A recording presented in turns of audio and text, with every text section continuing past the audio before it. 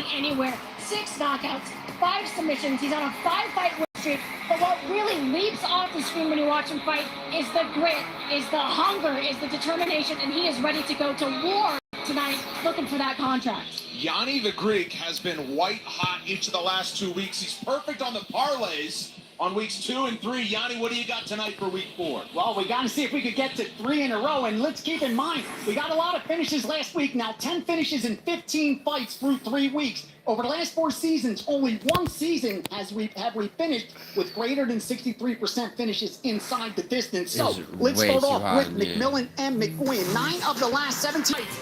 Sorry about that. Should be no problem to do the same, especially since both have shown a willingness to throw caution to the wind, go under 2.5 here, play the 235, and finally, Hague, Olek, almost 70% of middleweight fights on the Contender Series have finished inside the distance since the inception. And although this one may get a finish, I think both of these men are extremely durable and should give us more than enough minutes to go over that 1.5 at plus money.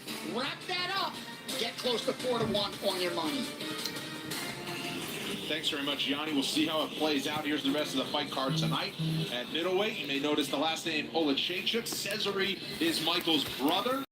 He looks to join him in the UFC when he takes on Theo Hague. And Antoine Ho returns to the Contender Series. He's one of the biggest prospects on the show last season. Takes on Eduardo Chapelene, who's fresh off of season 33 of the Ultimate Fauna. Jesus Christ. Sorry. As we kick off week 4. I don't know why that keeps happening. 15-0 pro MMA record with 14 finishes. Tommy McMillan and David McGoyen have proved themselves on the regional team tonight. The featherweights. Alright, we're gonna see. Can't miss showdown. This first fight, this is the one where everybody disagrees with me. And I'm gonna go out there and get another highlight reel finish and start my journey to climb to the UFC. I'm currently 8-0 with 8 first-round finishes as a professional. I've seen this my whole life. I used to go to bed pissed off in 3rd grade because I wasn't old enough to be in the UFC. But I don't just plan on getting in the UFC to say I'm in the UFC. You know, I'm gonna get in the UFC and I'm gonna start hunting down names right away. I'm gonna crack the top 15 a lot sooner than people think. I want Dana White to look at me and say, you know, that kid's got it figured out. That kid knows how to go in there, finish fights. I want him to know that I'm gonna be the champion one day. Last year I was supposed to fight on the Contender Series. A week Yo, Leandro. on my shoulder, and I ended up. Who's he calling? Who's he calling? He's so bad. To withdraw from the bout. It was a hard pill to swallow, you know, like you envision that moment right away after the injury. I started working with my team of doctors and going in and doing physical therapy every day and to kind of make my way back to the UFC. Battle ropes on physical therapy. Step into the octagon, I have guns. Guns just like my wild side. It's like my, it's who I am when I fight. When it's fight night, you know, and I'm facing off with my opponent, I'm beating in their face. You know, I enjoy conflict. It's always action. This is what I was born to do, and I'm one of the best at it.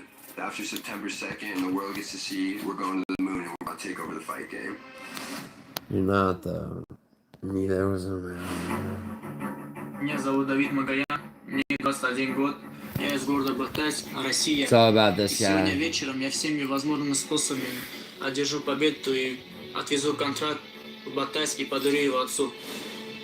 Мой отец родом из Армении, из города Абовян. Он тоже очень сильно любил спорт, ходил на бокс. Папа еще никому не проиграл. До занятия с ММА я играл довольно долго в футбол, около 8-9 лет. Отец увидел во мне потенциал, и я сам проявлял желание. И вот в спорте. Who's that juice man fucking with right now? You can talk about it. Я считаю его своим старшим братом, так как за эти 2 года мы с ним познакомились и... It's like some...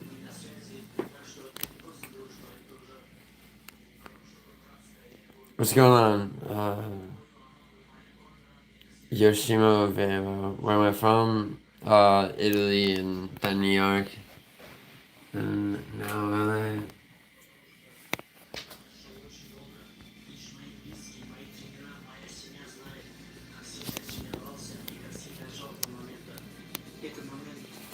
Если он собирается выиграть меня, он должен меня убить. Argentinian, no. Italian. Если я поставил себе цель быть в лучшем мире, я буду в лучшем мире.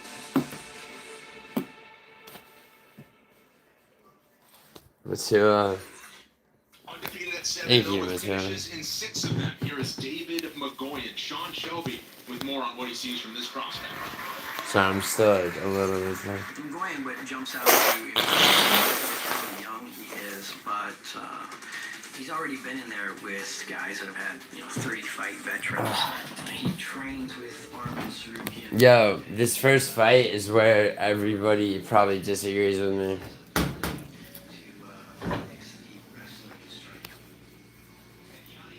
No, I'm not even like contagious anymore.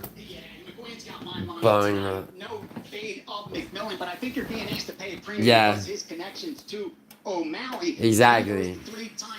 Exactly, Gianni. See, Gianni, why can't you ever not be a gambling shill? World champion, and he's got hands as well. Quick and powerful. Laid the chalk here, and anything less than -200. What's up, Yeah, Jensen? Yanni really nailed it. He's good everywhere. He's got nasty boxing, but where I think he can really take over fights is in the ground. Matua, who you got in this first fight? So oppressive when he gets in a dominant position, but he doesn't just lay and pray there. He's no boring wrestler. The guy is constantly looking to finish fights. What's from going the top. on, His Jensen? last fight out against Luciano Ramos. I mean, he cut through him like a hot knife through butter. Got the takedown Blue immediately. jean jacket. I got a First gray round finish one with ground also. and pound. I mean, a couple minutes into the fight, Chiesa, he's just I want to go off the fan. Donate thing. What makes his ground and pound so You got effective McMillan? is his Alright. ability to do wrist traps. What he'll do is he'll trap his wrist. Yo, you and better be roll on his elbows Topology, over the top. So nigga. as you're trying to get your grips, he's breaking your grips and rolling over the top with elbows. So even if you feel safe in guard, you really aren't. You got to be aware of It's gonna be. hit you with the elbows and move your pass. All right, training partner of Armand Sarukian. That'll turn heads. We'll see if David McGoyen. Yeah, exactly. Who wins starts start? on Tommy McMillan. Surukian or fucking? And here is Tommy McMillan, who is set to compete on the. Oh my God. Contender Yo, Series look how. last Hold on. year. It did not Matua, come look to how gay fruition. he You may is. notice Sugar, Sean O'Malley, and Sorry, Tim one Welch in the corner Oh, yeah. out of Great Falls, Montana, now in the Oh, Phoenix God. area, and undefeated as well, in a great first matchup for us tonight, Mike. Well, let's talk about how Tommy ended up in Phoenix. I'm gonna In still middle school, watching he the started Contender reaching out to Tim Series. Welch, who Come I've on, known come for on. years. Tim Welch was the MMA guy in Montana, so Tim told him to wrestle, stay in school, and do as much as you can now. And he did a lot. He was one of the most accomplished wrestlers from Great Falls High School. And then eventually, when he was 18 years old, Tim called him up and asked him to move down to Arizona with Sean O'Malley. And that was right when he was making the transition to Dana White's Contender Series. So that was the perfect time for him to move in with Sean, to learn and watch, and also have Tim at the reins, who's been guiding through his MMA career long. I mean, he's so fun to watch. He is such a bully when he fights. Huge for featherweight, if I can say so. And he just goes out there full of aggression, foot to the floor, and moves forward. I mean, the way that he's able to throw that, the right hand in particular is a major weapon for him. But he's just a guy who the word aggression jumps to your mind the second that he starts the fight. I'm so excited to see this matchup. Yeah, they are. You hate your job, you should quit then. He's got a big fan base Oh as man, well. he's got a fan base up in Great Falls, Montana, watching along tonight. So we'll see if Tommy McMillan can keep that party going, or if the moment will belong to David McGoyen. As we start week 4 of season 9, here's your tale of the tape. McMillan is 6 years older than McGoyen, is just 21 years old. We highlight the height difference and the reach difference. 3 inches taller is McMillan, and he's got 3.5 inches in reach. But he is the betting underdog. Jason Herzog gets the night started.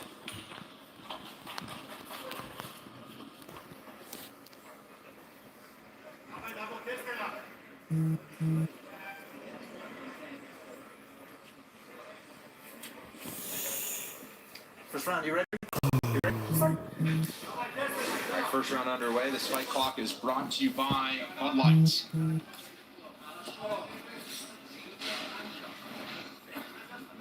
McGoyen's in the blue, McMillan's in the red, and a shot. Ooh.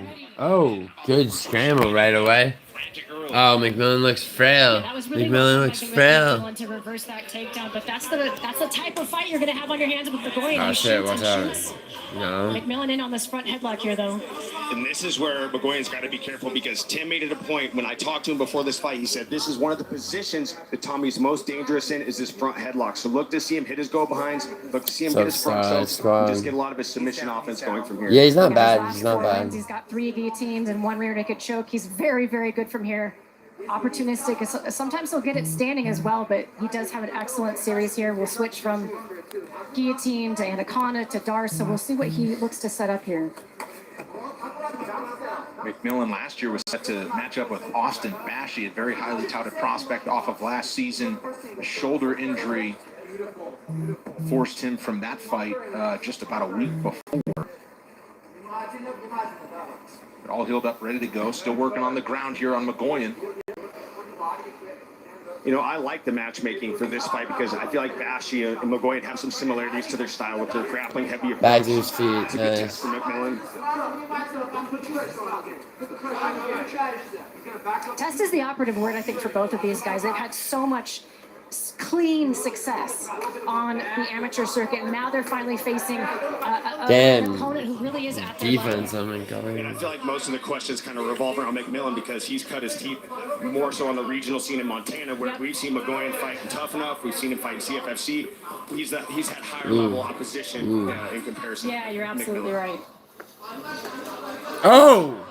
Oh! McMillan back up though. Clean right by McGoyen, weakened the knees of McMillan, but back to space they go in the center. Tommy's got to be careful of the elbows. Oh, good. McGoyen's got really Good high kick. breaks away from the clinch. Dude, McGoyen's great in the clinch. But he's got to be careful on the exit, like you say. Oh, good. He loves to land. Oh, good spinning back elbow. Fuck. Yeah, that's my boy. The McMillan corner was asking him to stay clinched, but they back off. Fuck O'Malley's legacy. Yes. Oh shit, yes. Take the back. How about the toughness of McMillan to stay in this fight? Oh. Oh shit. Oh shit. Oh shit. What's your boy gonna do? What's your boy gonna do? Ha ha ha. McGoyen. Position to be in when you're rocked because you can't see where the shots are coming from. Spinning elbows, what started this onslaught from David McGoyen. Yeah, McGoyen's good, right? McMillan was trying to grab that He is. so he could wrestle. I told you. But McGoyen's so good at this back ride. Oh, look at him. Shit, he's a little too high on the back. Stay. Oh, nice. Wow, he got it. It was the fight with John Day Dude. in Tough Enough that I saw him use the elbows from the clinch that he was breaking away. And also, it was this fight with Luciano Ramos when I saw the elbows from the guard. So this is a dangerous guy. If you're hurt and try to get into space, you're going to get met with spinning elbows. You try to sit and guard to recover, you're going to get met with elbows. You have to be aware of those weapons at all times. McMillan still trying to suck that single back up, but Oh my god. Oh shit. Oh, that guillotine's. mounted. Does he have it? That's under the chin. Oh, that's in. That's in. That's in. The elbow blocked. He's got a high elbow guillotine Uh, blocking his shoulder with his I might be fucked. Well, McMillan giving the thumbs up. McMillan trying to switch his hips here, but the way that his head is cranked, it's not necessarily going to help create space. Goodness. Oh my god, bro. Unbelievable. Here, Oh my god. turn away from the Bro, this is a 10-8 round, bro. This is a 10-8 round. But now we got McGoyen with both hooks in, trapping the wrist. Win or lose, he is going to have a very sore neck tomorrow. Oh yeah. That elbow block was nasty. final 30 seconds of round one. And McMillan showing next level toughness and grit to stay in this fight. And he comes up swinging. Well, he's got to stay in a low stance because he's standing tall and not moving his head. He's got Bro, to this be low in dude. stance. You can No. absorb the shots a little better. McGoyen trying to time an elbow. Throws the left elbow that time. Somehow McMillan has eaten a lot of these shots, and he ends round one on top. Unbelievable. Yeah, that's obviously McGoyen's round.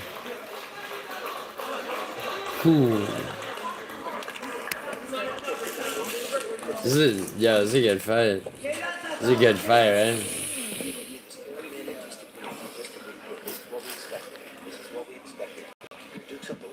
Yo, Juice Man. I told you that I timed you out because you were sexually harassing Fight Fairy when she was in my chat. You seem to be McGoyen reasonable with his enough Beautiful spinning back Okay. elbow. I mean, to understand that. that McMillan Now was able to what? stay You're in this fight, but going all over McGoyen town like a fucking submission as well. He prostitute, had this telling people super that deep like the arc story out that I guillotine. told So much easier to finish without the arc, wasn't but the look real at one. this Because I mean, crazy the position stream's of his up, neck. bro. The fact that he's able to switch his hips. Stream's up, and I'm pretty sure the live chat replay's up too. I mean, Yeah, that was just pure toughness from the belly up to sneak that guillotine. okay, so what does it have to do with then? What's up, Nathan? What does that have to do with? Tommy McMillan still in the fight. Unbelievable. Round 2's underway. David McGoyen pretty dominant in the first round. Landed some big shots. Submission attempt got deep. Tommy's got to listen to what Tim said, though. You got to keep your hands up right now. You got to keep a high guard so that way you can meet that elbow with the frame, and that frame being your forearm. If you're holding your hands down, you're leaving a lane for him to throw that elbow, especially if you come crashing in like this. Yeah, McMillan needs Nathan to Mellon. the jab That's good. and use the range, use his size a little bit, but it's really just not his natural style. He loves to get in guys' faces, close the distance, and work from the clinch. It's just, that's tough going against McGoyen. Well, sometimes that's what you have to do in the UFC. You have to have a plan B. Yeah. When you're fighting the best guys in the world, sometimes you're not going to be able to stick to your strengths, and you're going to have to make adjustments on the fly. And the adjustment that McMillan needs to do right now, stop applying the pressure, set your feet, high guard, and pump the jab.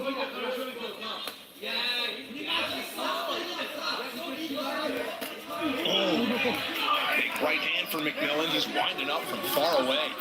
It doesn't matter the count. McMillan's counter striking. I'd like to see McMillan start tagging that lead leg of McGoyen. That is something that McGoyen has struggled with in many of his fights leading up to this, and McMillan does have really heavy leg kicks. Yeah, I mean, just look at the frame on McMillan, too. He can really start... Wait, dick riding, man. Nelson's my friend, dude, man. I can fucking do whatever I want. Also, I was joking around with you. This is. Might be working for a Darce choke. Look to see him crack McGoyen down to his left hip. If he's looking for that Darce choke. Unfortunately, I'm all too familiar with that. That's all I'm going to say about it. You're also really good at doing it. Wow. Yo, anyone just hear that audio from You can see the blood coming out on the Oh, I'm canvas. sorry, this is where You're also really good at doing it. There's that. Yo, you hear Lars and you go, Tom, job he's staying on also the really good hands. at doing it. McMillan Damn. swoops to the back. Oh shit. Oh shit, McMillan does not want to let go of that guillotine. Again. Almost looked like he was looking for like a modified kind of guillotine. Yeah, With like an that's, anaconda grip. yep, that's one of his favorite submissions. A lot of times he gets it standing. What's up, Kyle? I like this, trying to run a cradle, get some back points. Halfway through round 2 is Dude, I'm not. Whatever, dude. Nelson's beefing with Idaho, I guess, and with you separate. Like, I don't give a shit. I'm friends with everybody. Gotta be careful. I mean, I'm not friends with every. You know, I'm not friends with everybody, but you know what I mean. Yeah, the hands are Like- super low. You know, like I'm never gonna tell someone to take. If somebody's friends with somebody I don't like I'm never gonna tell them to take sides. So Now they're just dipping and throwing Yeah. more shots. I'll take one side or the other. Ooh, good kick, good kick. Oh, watch out, watch out. Come on, don't let him keep you at range. Don't let him keep you at range. Nah, off. Middle and McGoyen eats it. Come on. Oh. And now McGoyen appears to be turning up the pressure. Give me the clinch, clinch, clinch. Good, right. Yeah, respect it. Oh, big right hand from McMillan right there. Good. Being told that the cut on McGoyen is from a clash of heads that came at the end of round 1, so that's what he's dealing with. Oh. Right hand from McMillan, a stumble from McGoyen. Dude, that seemed right straight every time, bro. Keep your fucking guard up on the left. I feel like they've clashed heads a few times. Yeah, These these guys guys are like, I mean, they've come together. Yeah. Well, the way that McMillan dips his head and McGoyen constantly shooting, but I'm trying to figure out who's the fresher fighter here, and I think it actually might be McMillan. Yeah, Nah. it certainly has looked at times in round 2 that McGoyen is really wearing it. from a fatigue standpoint, if he backs off there. McGoyen's up on strikes in both rounds. Huge response from McMillan here in round 2. They're both digging deep. He definitely got himself back into this fight. He's got to keep his hands up right now. Yeah, neither one of these guys seems all too focused on defense. That's a great assessment. That's what happens when you're young and undefeated, right? It does in the competition. They're both used to being the hammer. Neither has ever been the nail. No. Final 10 of round 2. McGoyen looked like he was backing off trying for the horn. McMillan was trying to close the distance and land a power shot, but we will see. And you think it's 1-1? Yeah, I mean, like your boy was in the first. Matui, you think it's 1-1? What's up, USC? He has nothing in his mouth. He has nothing on you. Can you hear me? Can you hear me? You need to take this third round. You really need to take it. He is tired. He's tired. You're tired, but he is more tired. You need to take this round.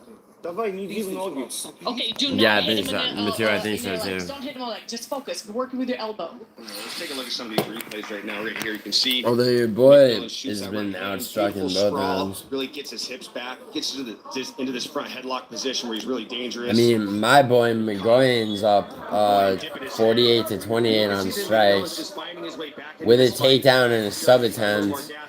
Your boy ain't got shit, but got a little more gas in the tank. He just has to stay disciplined and listen to his corner right now. I got blood spatter on my notes after 10 minutes of this crazy fight. Guys, you have such a great job. Blood splatter on the notes. I'd say my first day on the job has been pretty good so far. in the Matui in the second round, yeah. David McGoyen in blue. Tommy has got to. All you gotta do is close the distance, bro. That's very, very dangerous. If you're gonna kick the legs of McGoyen, you gotta do it. Nice. What's happening on the outside, where you're gonna get met with those Nice. elbows and those short hooks. Come on.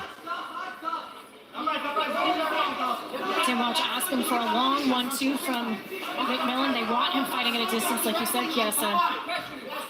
And this is Fuck Tim Welch. Tommy McMillan. Oh, nice. Saw his first second round. He responded well. No. He was in his first ever third round. Some clinch knees and finishes it off with a left before they back to center. Yeah, Tommy did a good job defending that single leg connection. Stop eating those rights, bro. It's the same right straight. Knees of his own. Nice counter striking.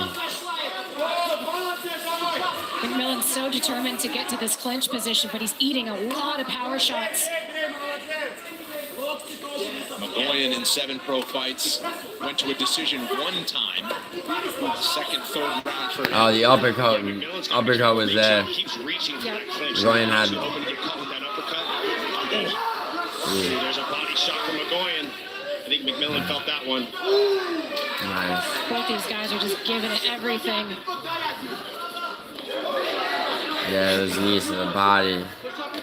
If I'm McMillan, I got to get low in my stance, and I got to reel those shots back fast. So he's starting to kind of loop them. Yeah. McMillan strings together a combination.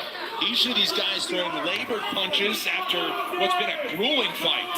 And McMillan with a big combination. Another right hand. McGoyen seems to still have a lot more snap in his punches. But I still feel like McMillan's got a little more left in the tank. He's just not throwing There's a little bounce to his step. His punches are getting there quicker.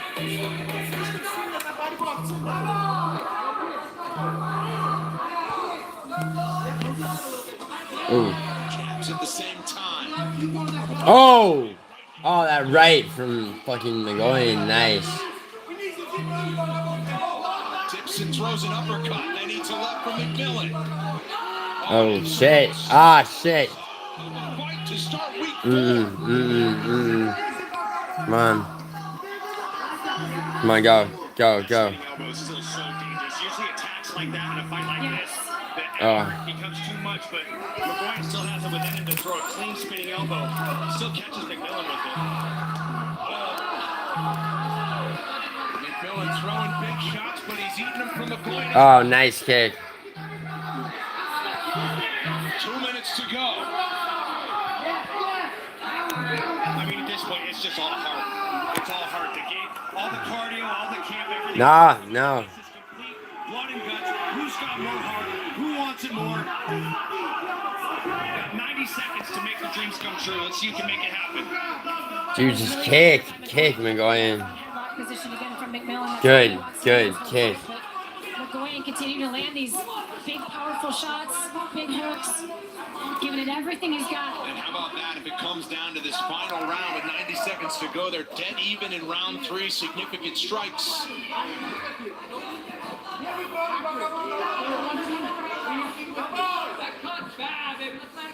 That was a step in right. And McGoyen there to fire back. McMillan's got to get on the gas right now. This is his chance to get a finish. Oh, nice right. McGoyen answers with a right hand of his own. Oh, nice left kick to the body. Attrition into the final minutes. Oh, shit. Ah. My Ooh. goodness.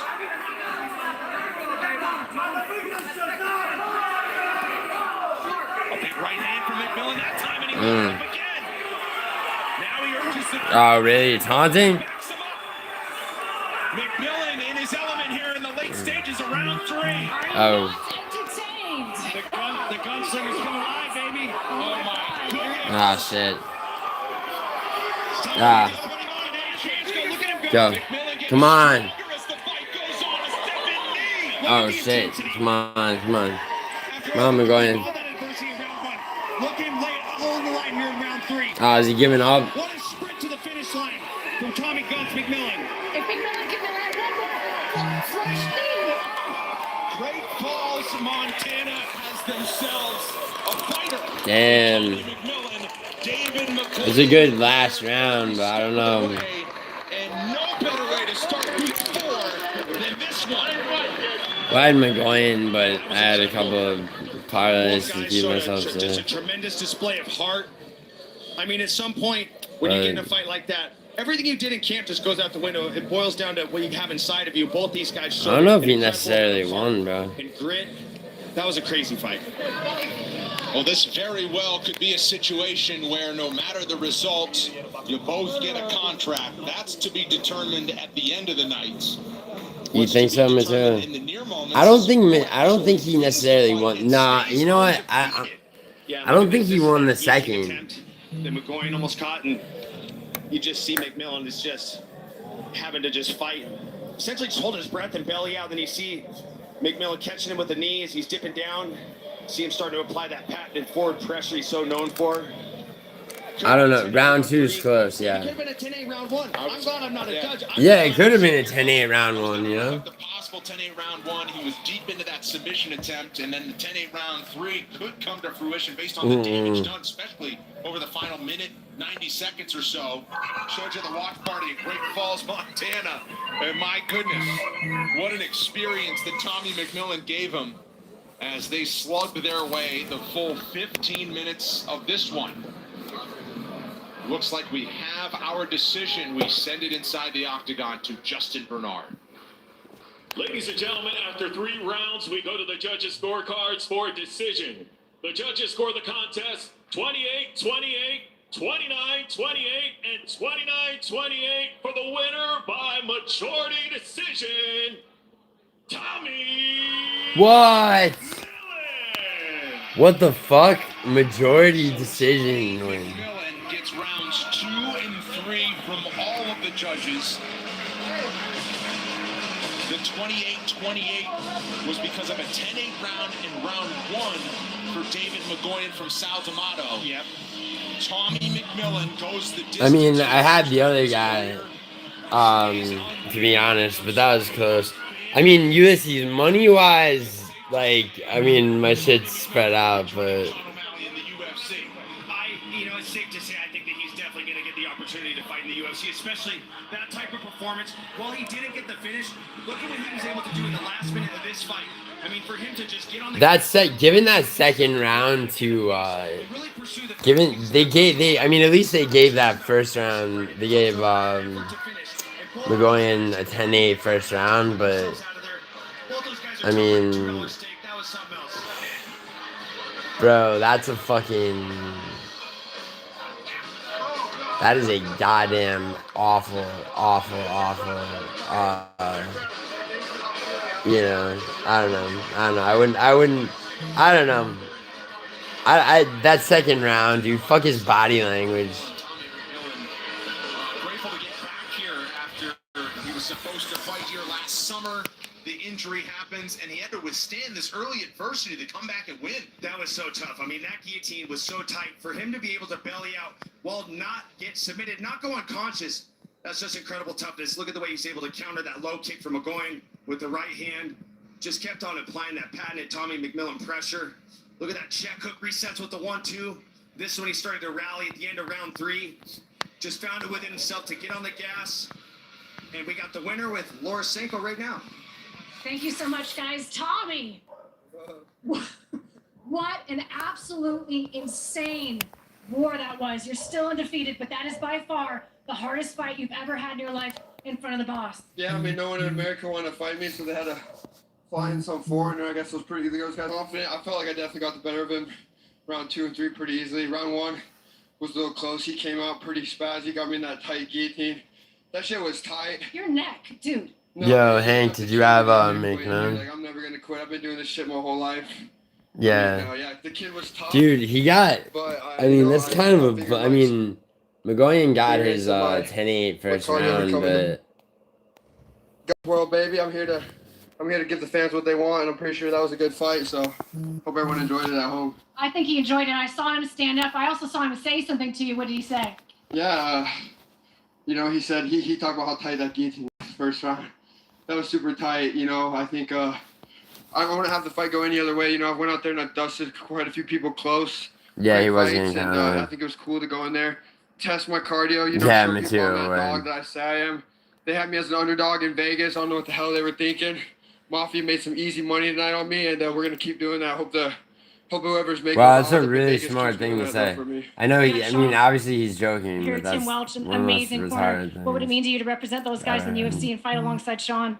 Yeah, I've been trying to do that a long time. You know, I moved out here, lived with Suge right after he got his UFC contract on Contender Series, and I've grown close to Tim and Suge. They've taken me under their wing. I've learned how to become a complete martial artist inside and outside the cage, and I definitely wouldn't be here without those guys. So all I'm trying to do is show them that, you know, at Red Hawk Academy, we really got it like that. You know, we're one of the best gyms in America. Tim's got something crazy going in Arizona. In Peoria with the Red Hawk Academy, and there's a bunch of killers in there that are like me. So you guys can see it for you. So I'm just super excited, and I rep the Red Hawk Academy. Done to fight anybody. Showed out tonight. Congratulations. I mean, that's right here, right there. I don't know how he ate that shot. Guys, we'll send it back to you. I have no idea how Thank he you very took that much, Laura. shot. Still Stayed up on his undefeated feet. is Miller's tough. the But at rising this star point, now, he's just Tommy beat up. McMillan. Sugar If you Sean heard O'Malley Mark was the Smith tell the first trick, you big gotta viral start to defend breakthrough yourself. star that this So when show he did produced drop back it, in it season didn't take 1. Mark long And now in to jump in there and stop the 2025, fight. 8 years later, Because he was perhaps warning Tommy it way McMillan before joins that he him. needed to do something offensively. What an effort and that he what a belonged in there, bar and he that they definitely get that set done. to start our night. We contract everything All right, we with 100% continue. power. We do so in the flyweight division where a prospect returns to the Apex. Yeah, look. On a mission to prove he belongs in the UFC, Antoine Ho has a message to send tonight as he squares off with recent Chapelene Eduardo Chapelene. So he goes The message I'm going to send tonight is I belong here, and this is what I'm supposed to do, and I'm going to end this fight. My name is Antoine Ho, I'm 24 years old, and Am I only gonna say it? Bro, yeah, I know, Orange Cat. Orange Cat, at least they gave, what a weird scoring of that fight, dude. Honestly. First of all, I did not agree with, like, I mean, I think McGoyen should have won the second round, but I also don't know if I agree that the first was a 10-8 for him.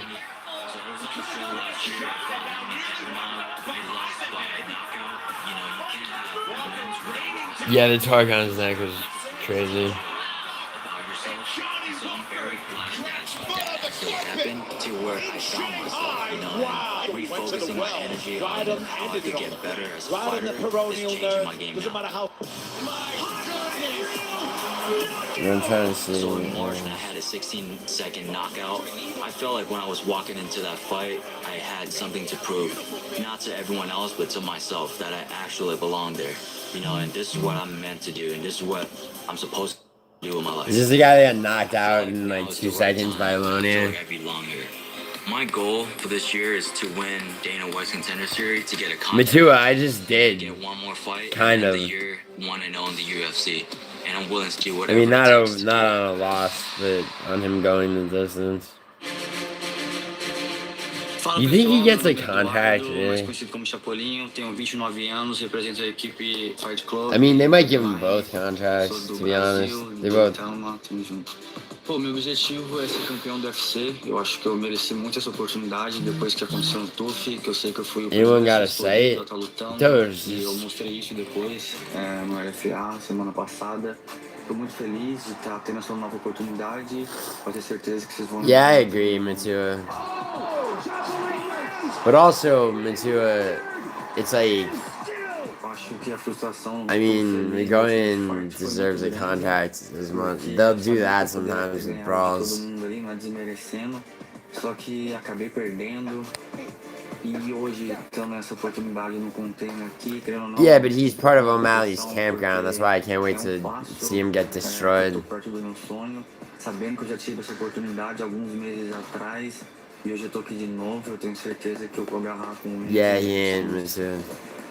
Pô, hoje eu vou dar o máximo ali dentro do meu sangue, porque eu sei que é um sonho de toda a minha vida aqui hoje. Eu tenho certeza que eu vou mostrar um Chapelene aí 110% ligado em tudo e vou dar um show pra vocês, porque não vou deixar esse sonho escapar, porque eu sei que vai mudar minha vida. Eduardo Chapelene knows this. McGoyen is He there. was on season 33 of The Ultimate Fighter. The first pick of Team Daniel Cormier, part of that coaching staff, happened to be Michael Chiesa. Michael, what did you see from Chapelene, and what do you look forward to tonight? Well, let me give you guys a little backstory about Chapelene. He was our #1 pick for the season, and we had a combine. So we took the guys through some grappling and some sparring. What we saw in the grappling department, it's safe to say he was on the top of our list in terms of who we wanted to pick. And then we saw him spar. And without naming names, he put it on some of the guys from the other team. Once we saw the potential with his striking, we knew if we could get this kid a little bit of wrestling, this guy could be a real problem and win the show. Unfortunately, Chael was smart, took him first round, and this kid cut almost 30 pounds in a week to make 125. So unfortunately, but now we're going to see him at his best because he's been down in Gilroy training wrestling and MMA with Daniel Cormier. So he just continued this path that he's been on since he started The Ultimate Fighter. Remember this guy? Remember the guy who's fighting Chapelene? Remember when he got remember when he fucking got knocked out by Lonia Kavanaugh in the first round? Perfect to round out his skill set. No, Eduardo's got it. Not in the corner, but he is in the building. And here to see Eduardo Chapelene take on the returning Antoine Ho. And here is Antoine Ho, who fought on the Contender Series last year, fought Lonia Kavanaugh. Unfortunately, dealt with his first setback, but still just 24 years old. He says it really dialed him quite poetically. Won his last fight in 16 seconds. Markel Medeiros, his teammate, speaks on him.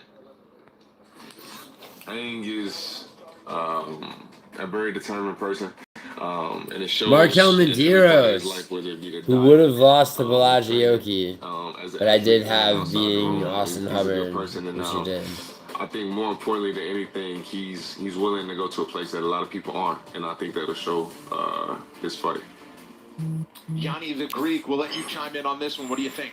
Well, Faves came into week 4 having won 12 of the 15 fights. Favorites have won 80%. So we were expecting some dogs to have some bark tonight, and Ho is one of them. Strong trend. Those fighters that have gone through the Contender Series process have won 9 of the last 11 in their second time around. At plus money, got to take the dog Ho here. Why? Loner is good. 15-second finish. What's crazy is it's actually not even his fastest finish. He's got one in 15 seconds as well. Honestly, one of the better prospects we've seen on this show. I'm really excited to have him back tonight. So let's get to it. These flyweights are ready to go, and this tail of the tape is brought to you by Bud Light, official beer sponsor of the UFC. Antoine Ho, as I mentioned, 24 years old. He's 5 years younger than the 29-year-old betting favorite Eduardo Chapelene. Chapelene 1.5 inches taller, half inch. Yeah, Eduardo's literally got twice the fight experience. All right, Gary Copeland gets us started for bout number 2.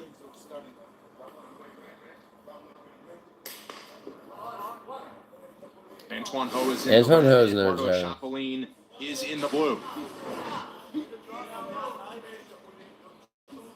Ong's definitely going to have a speed advantage, but what he has to watch out for with Chapelene is if you touch him once, he's going to try to get you back 4 or 5 times, and he mixes it up to the body, which is such a great way to break your opponent's guard. You start tickling that liver, you bring those hands down, he's going to find a home for that left hook. It's a rough tickle. Yeah. Chapelene, the more experienced fighter, 16 pro fights under his belt heading into this one. Antoine Ho, just 1 fight since Damn, we saw him Chapeline's last reflex. year on the Contender Series.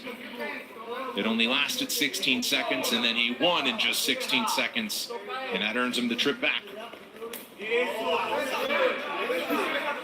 Yo, this kid thinks he's Razhan. It really stood out to me, and it was his goal wasn't to be undefeated. And a lot of fighters say that their goal is, I'm going to retire undefeated world champion, best ever. And the reality is, nobody walks out of this sport without an L on the record. Even John Jones has a loss on his record. You know, Only Khabib. So for him to be, Yeah, Habib never lost. he's in a league of his own. He is. Yeah. That's the point, though, especially at this level. If you hang on to that as being your identity as a fighter, it can really cause problems. Yeah, Khabib doesn't even know what the word lose means. It doesn't translate to him. Ho using a lot of movement on the outside here, switching stances, using his feints, trying to draw out the initial attack of Chapelene so that he can counter. And I like the stance. Oh. Flashy spinning elbow attack from Antoine Ho. If you can change stances and get into open stance with Chapelene, Good you're going to take away that left hook and you're going to take away that liver shot.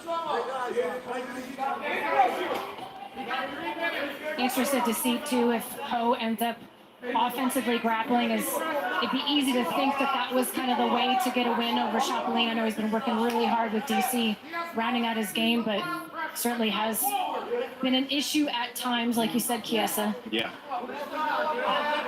But to be fair, that was to the guy that won the show, Joseph Morales. And he did have a horrendous weight. Yeah. Absolutely. But I like what Ho's doing right now. He's keeping Chapelene guessing. Chapelene's having to chase him. He's not doing a good job cutting him off. What Chapelene needs to do is he needs to use his low kicks and his lead hook to try to corral on in front of him. Loose with those combinations. Don't lob overhands, bro. Keep your guard up. How he retreats on an angle. Super slick. Trying to draw out the attack and land a big right. Instead, they'll clinch along the fence. Just over 2 minutes to go in round one. Perhaps here's some of the grappling from Antoine Ho. I don't know if he can do that with his foot. Toes out fence. Damn, good takedown by her. Dumps him down right into half. You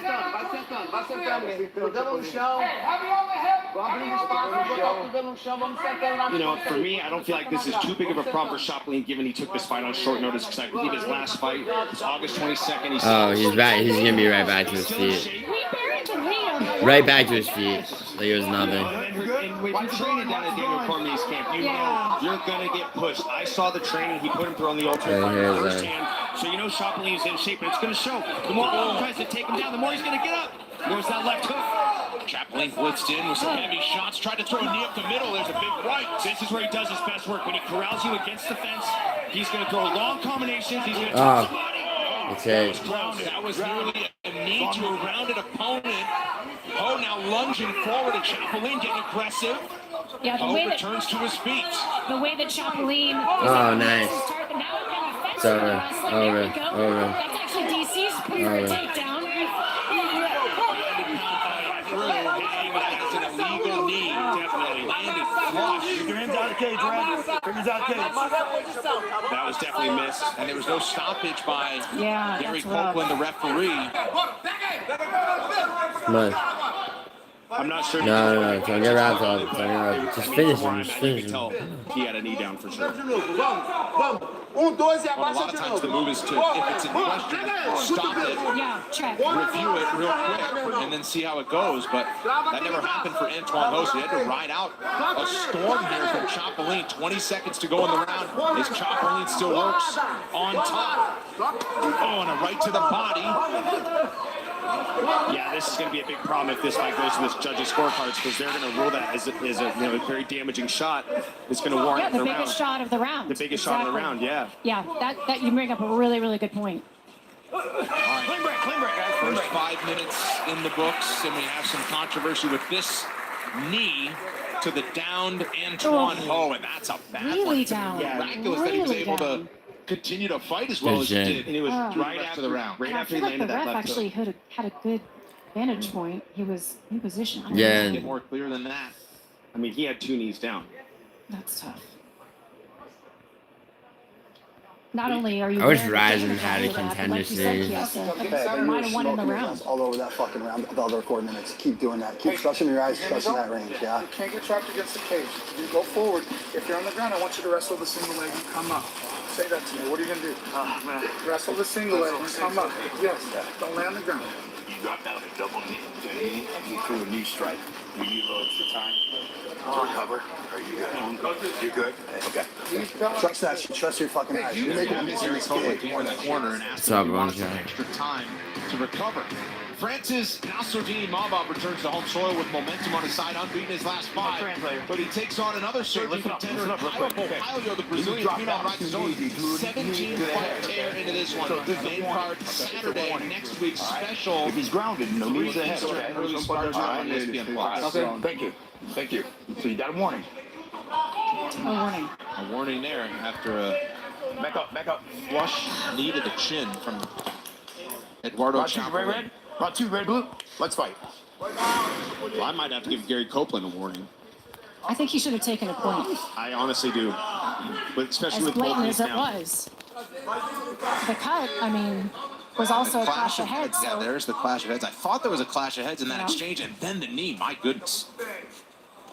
oh, So my question is then, since Gary Copeland acknowledged it in between rounds, do the judges pick up on that was an illegal strike?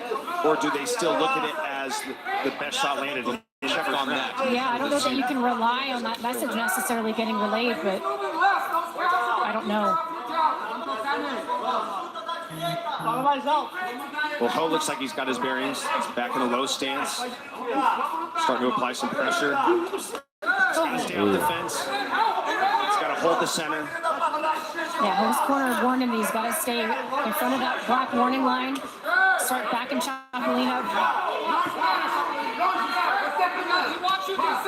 He's got to get on his bike. If he starts setting his feet and Chapelene applies pressure, he's going to be forced to back up on a straight line. He needs to get back to that lateral movement and the stance changes that we saw in the first round. Good defense. Good defense. Forward pressure of Chapelene. Chapelene wants to fight you on a straight line. Yep. He wants to corral you with his kicks, his punches, get you to the fence, and just throw a lot of long boxing combinations. So Ho needs to stay on his bike, be the more dynamic striker, create angles, change stances, and find his shots. Trying to time the step-in knee. And an elbow that time from Ho. I was looking for one big shot. You know, he's really looking to land power. And Chapelene, for the most part, putting together combinations. Nice sprawl from Chapelene, who stops the boy. takedown attempt. Let's not do He this is a again. grounded opponent. And we're all on edge right now. Right when the guy goes down on all fours, we're all on the edge. Oh shit. Oh shit. He's got a rear naked choke. I don't know. can't That's see. something different, but Is he in? Is he in? Is he in? It's not there. No, he's not. Oh shit. Ho working this double. Let's see if he can bundle the legs. Pull Chapeline's back off. Oh, never mind. Chapelene trying to hit a switch there, but Ho's really got these knees. Chapeline's, locked in at the yeah. moment. He's going to try to set the knees away, but he also needs to take care of the left post, or now the right post of Chapelene. Halfway through round 2. Nice, back to his feet. Still wearing pressure from Antoine Ho. Chapelene on the whizzer. Ho's got the angle right now. If Ho took his right leg and goes behind Chapelene and split the hips, he can get a trip. Nice wizard. Chapeline's going hard on the whizzer, trying to defend right now. I mean, you can just see how much work he has put in the wrestling. This is night and day. Nice. Spill to the ground and Chapelene in top control. Half guard, 2 minutes to go in the round. Yeah, and he's got that. He's got that left leg laced with his right leg. Look to see him maybe slice his left knee through for a pass, but knowing Chapelene, I think he's just going to opt to sit in half guard and do damage. Ho trying to get his butterflies so he can create some space. Sometimes it's about the lesser of two evils when you're trying to get out. Oh, I know this 10-finger guillotine, I think. You can cut through the grip. And this is what John Crouch was calling for. He was calling for Ho to get to the single, climb to the body, and get his takedowns. And Ho's doing a good job keeping his head buried so that Chapelene can't land elbows. But the problem with him burying his head like that is he's got bad posture. Yep. Essentially, you want your butt to be lower than your head so your hips have better penetration on your takedowns. But on the flip side of that, you're going to leave your head exposed to getting caught with elbows. But this is right where John Crouch wants him. Chapelene looking for that little outside hip toss.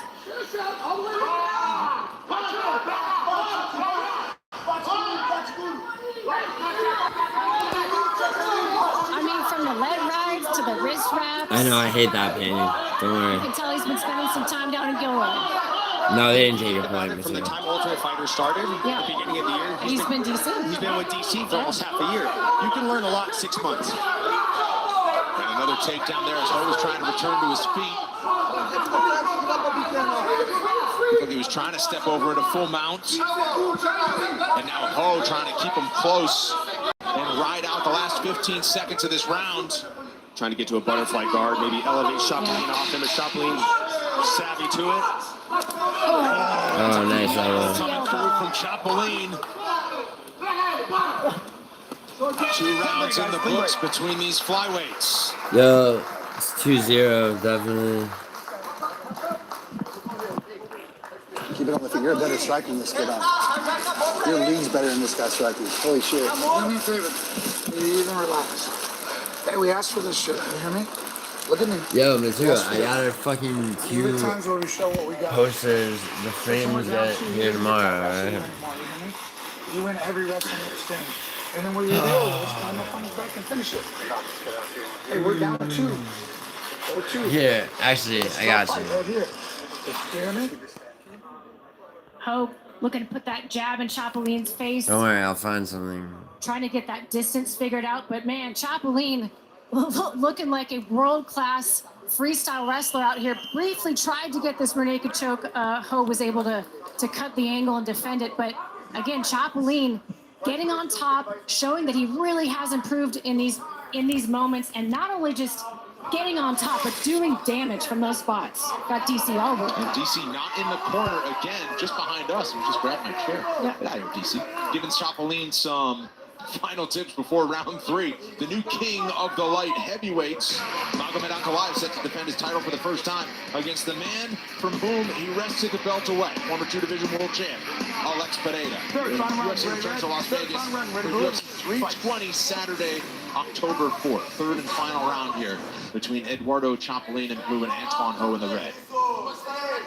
I liked what you said in the second round, Laura, that Ho needs to start throwing with more volume. He's just looking for one shot. He's looking for the kill shot. He needs to get the volume together. Watch the open fingers. Watch the open fingers, guys. It's not a boring fight at all.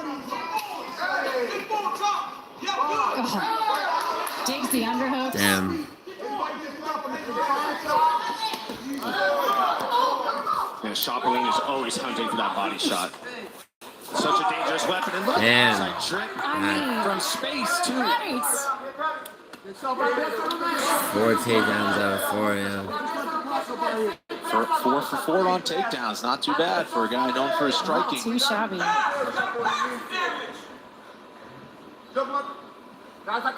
DC asking for Ho from the bottom. Yeah, DC asking for him to pass Ho with his guard closed at the moment. And if I'm Ho, you got to open up your guard. You're not going to win the fight with the guard closed.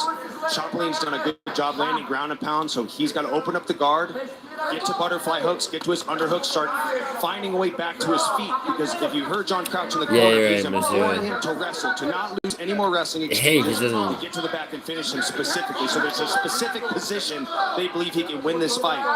And he's not doing himself any favors by staying on bottom, because that's not the effort it's going to take to get there. He's got to get to his feet. Ho does have a win by knee bar in his repertoire, so I know he's got a ground game that can be very dangerous. Chapelene on side But so far, control. Chapelene just doing a really good job of staying one step Trying to ahead, get the just side shutting down control. all of his offense and forcing him into these spots where he closes his guard and just stays safe. And Chapelene has more wins by submission. He's got 4 in his 14 victories. Just that one submission for Antoine Ho. And now the clock is really becoming his enemy with under 3 minutes left. Arm triangle. He could get an arm triangle.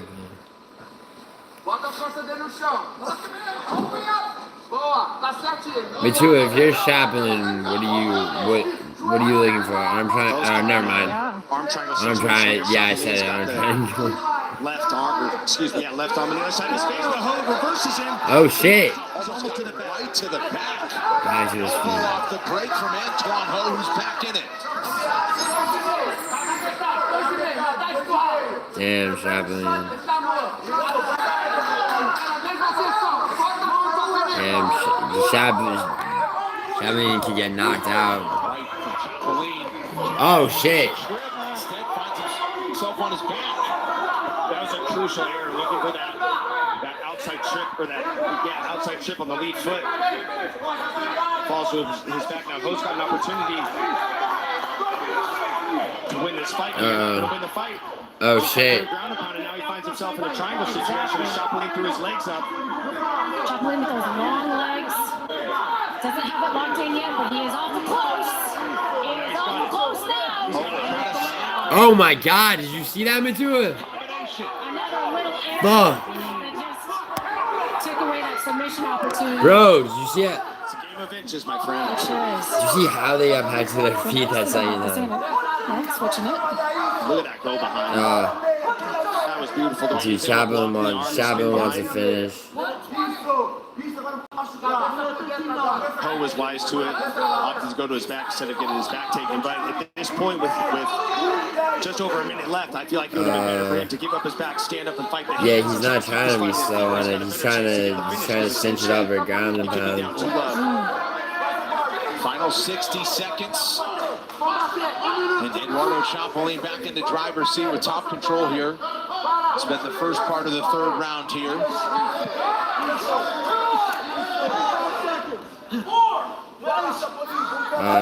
He got 45 seconds. He got 40 seconds. If he could pass his guard, maybe a ground and pound, but he ain't gonna sub him at this point.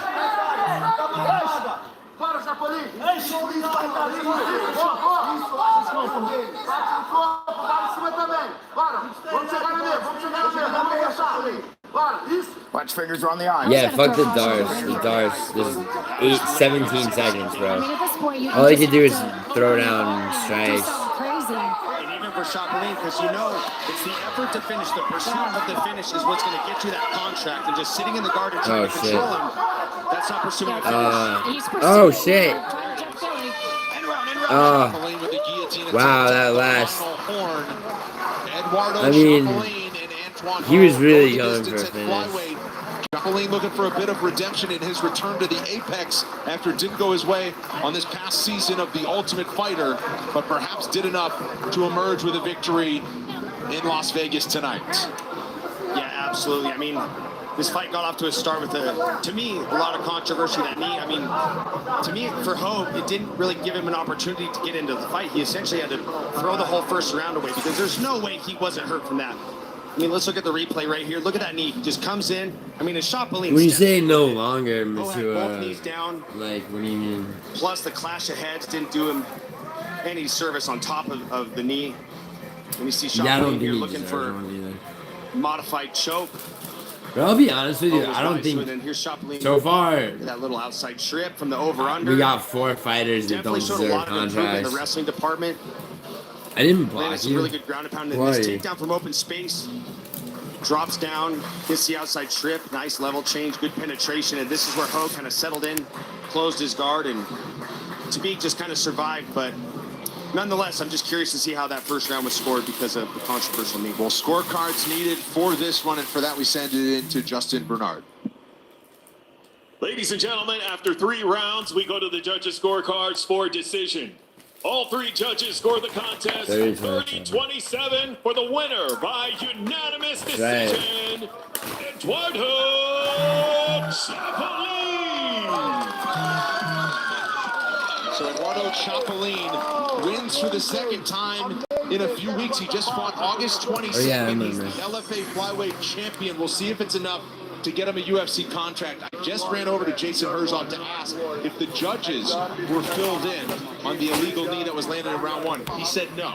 So the judges were not, even though the referee was obviously alerted to it, Gary Copeland then gives the warning between rounds. The judges were not. Nonetheless, Eduardo Chapelene goes the distance.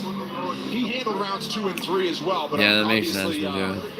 What's up? I hate to see it land early in the fights. You know, obviously I'm happy with Chapelene, but it does put a little bit of a stain on the Thank you, Gustavo. It had to feel good when we finally get a win here at the Apex, but you know, he gutted out a short notice opportunity to get a contract in the UFC. Unfortunately, I don't think it's going to be enough, but maybe they'll give him a second shot to come back this season and fight again. But to a yes or no, a standing guillotine is far more effective. As the fight goes, I can see why DC liked him so much. The skill set is there for Eduardo Chapelene. You saw it on The Ultimate Fighter. We saw it tonight over the course of those 15 minutes. I mean, you guys got to see glimpses of what we loved from Chapelene on The Ultimate Fighter, but it was the improvements in the wrestling. Ultimately, that was the one problem with his game coming into the tournament. But obviously, you can show he's been working diligently on his wrestling, working with Daniel Cormier. Great groundwork. I mean, look at the way he's able to roll the elbows, get those takedowns in open space. But we got to see some of that boxing that we love from him on The Ultimate Fighter. And let's pitch it over to Laura Sango. Thank you so much, guys. Eduardo, your second time fighting at the Apex, your second time fighting in front of Dana White, and this time it was the performance of a lifetime. Congratulations.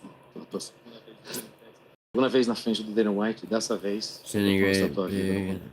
Pô, eu acho que tudo que aconteceu no container, eu acho que nada acontece por acaso. O meu coach disse. Oh, Hank, you and I are 1-1. Eu acho que eu mereço ter um time desse, graças a Deus. You had the guy alone here knocked out. Sou muito agradecido pelo resultado que eu tô tendo através deles. Experiência é sempre muita adrenalina. Tá realizando um sonho de estar lutando pelo Dana White, de estar onde todos os atletas querem estar, sabe? É um mix de emoção. DC! I have Silva. Such a troublemaker. I have Silva. I mean, nothing happens a chance. Everything happens for a reason, and I had the opportunity to be with this guy here, Coach DC, my team, and we've been with these guys, and I've had the opportunity to be with them and be at this position right now, and be in the same spot that I can be in front of Dana White, and it's the adrenaline of being here, and as you can see, can't describe it right now. As you can see the feel. You showed a completely new skill set. I watched all your film. That was not in the repertoire until tonight. Talk to me about the wrestling. Was that the plan? Was that just something that flowed out of you tonight? All the work you've done with DC. E uma habilidade nova que ela viu, estudou tudo que você já fez até hoje. De repente você vem aqui com esse wrestling desse jeito e veio pra valer, veio com tudo. O wrestling, fala pra gente como é que foi esse wrestling com o DC. Eu só tenho que agradecer o DC, que todo treino me eleva um nível a mais. Acabei lutando semana retrasada no FA, acabei ganhando. O cara tentou me derrubar, não conseguiu através do time, através do Daniel Cormier, que é um grande professor que incentiva a gente a evoluir cada vez mais. McGoyen? I have to thank DC on this one because every single time he elevates me and takes me to a whole new level. I mean, about a couple of weeks ago, I was fighting out Hank, I placed. I was like, I believe second place of the work of DC for and that like team all that makes me on apology. Amazing striker, now an amazing wrestler. Congratulations on the win. I hope I get a chance to talk to you again tonight. Guys, we'll send it back to you. Like round method and everything. Thanks very much, Laura. What a stretch it's been for Eduardo Chapelene from the Ultimate Fighter season 33 to fighting just a few weeks ago as the LFA flyweight champion, winning. I mean, I don't care about the apology like that. I just, it was funny. Getting tested, but doing enough to go the distance over Antoine Ho on Dana White's Contender Series. Don't miss a moment this September. Subscribe to UFC Fight Pass. Watch live action from top promotions such as Fury FC, LFA, Cage Warriors, and so much more. They are only on UFC Fight Pass. Up next, we head to lightweight. Mandel Nalo. Yo, Hank, who do you have in this? Seen a judge's scorecard has double-digit first Silva round and finishes. That includes 4 straight wins inside of 5 minutes, and another one tonight would likely land him in the UFC. Looking to stop that dream is a man on an impressive win streak of his own. Samuel Silva has won 5 in a row and is the current Cage Warriors lightweight champ. We know that promotion has produced UFC superstars. This Brazilian wants to be next.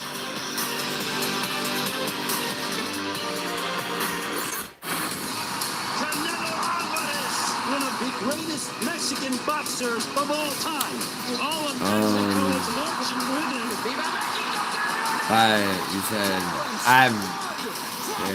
He is on a whole nother level. It doesn't get any bigger than this. This is truly a super fight. The sport of boxing will change forever. Yeah, there's Silva. Tickets on sale now at Round 2 KO. Ticketmaster.com. And there's where it will all go down. What a night. September 13th will be at Allegiant Stadium as we come to you. As the calendar flips to September here in Las Vegas. Yanni the Greek, we're at lightweight next. What do you got in this one? Well, you got to look to Nalo here at plus or better. It's just too good to pass up. When you look on paper, this is a coin flip at the very worst. This is a coin flip at the very worst. So you should make a coin flip with your financial responsibilities. With Silva's willingness to take 2 to land 1 against an opponent who's got 11 first-round finishes, that could be some danger there. So at plus money, I got to go with this dog. Again, favorites have been getting the money, but this dog's live. Take the plus money with Nalo. All right, small underdog is the play from Yanni. Didn't he go against the fucking underdog in the first 26 fight? combined pro wins, 24 finishes in this matchup at 155 pounds. And owner of that 100% finishing rate while working under the tutelage of Firas Zahabi in Montreal, Mandel Nalo has high hopes for his fight career. They start tonight when he faces Samuel Silva. Meu nome é Samuel Caveira Silva, sou natural de Tefé, Amazonas e represento Curitiba, Paraná. Cara, todo mundo que vem do Amazonas tem uma infância, uma criação difícil, né? Eu acredito que isso torna as pessoas lá mais fortes. Então, isso favorece muito a gente no meio da luta, né? Porque a gente não tem escolha. Fui criado numa casa sem saneamento básico. Minha infância, foi legal, entendeu? Foi legal. Mas eu acredito que todas essas partes que não foram tão legais assim me moldaram e me tornaram o homem forte que eu sou.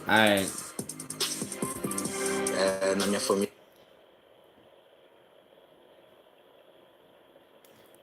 Matura, with brains like veal, a helpless stare, and nothing to your name, no friends or lovers take your calls, you're frozen in your shame.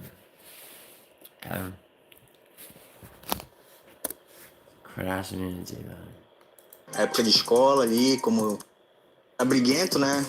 Época de escola ali, como todo jovem. Que isso vai surpreender muita gente. Eu vou lá para conseguir o contrato e no dia que eu botar o pé no UFC, vai ser para ser campeão.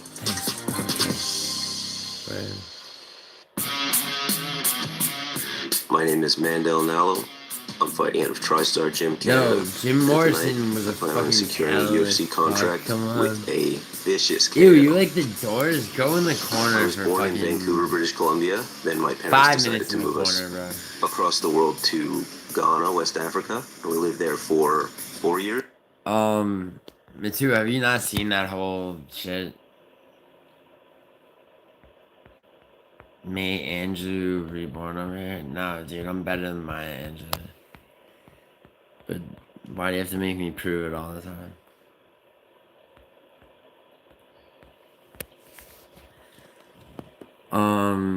I'm trying to remember that one.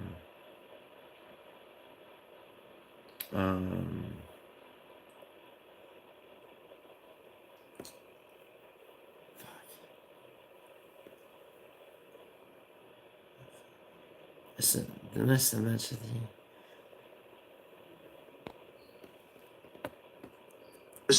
And it was enriching. They're not that bad, Leandro. They're just like fight, and now it's time to show the world.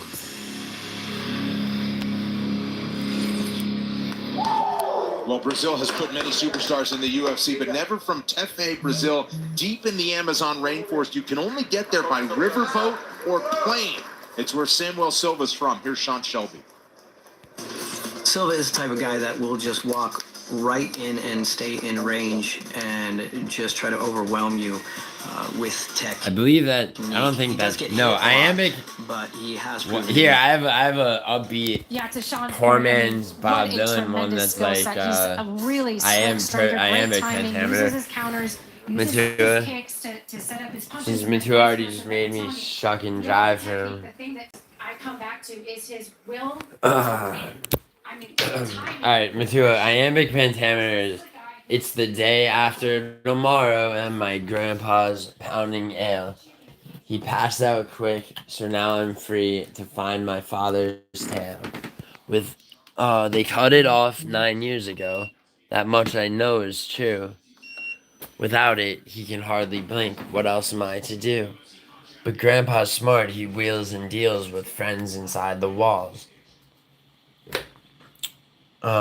When he's asleep, they watch me close and wake him with their calls.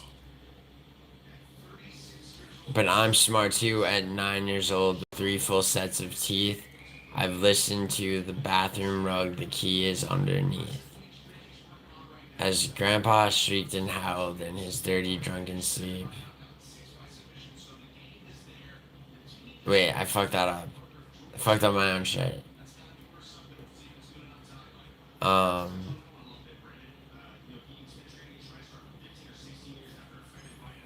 Grandpa's smart, he wheels and deals with friends inside the walls.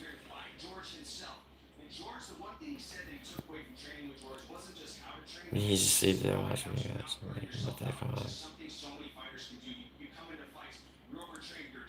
But I'm smart too with 9 years old and 3 full sets of teeth. Listen to the bathroom rug, the key is underneath.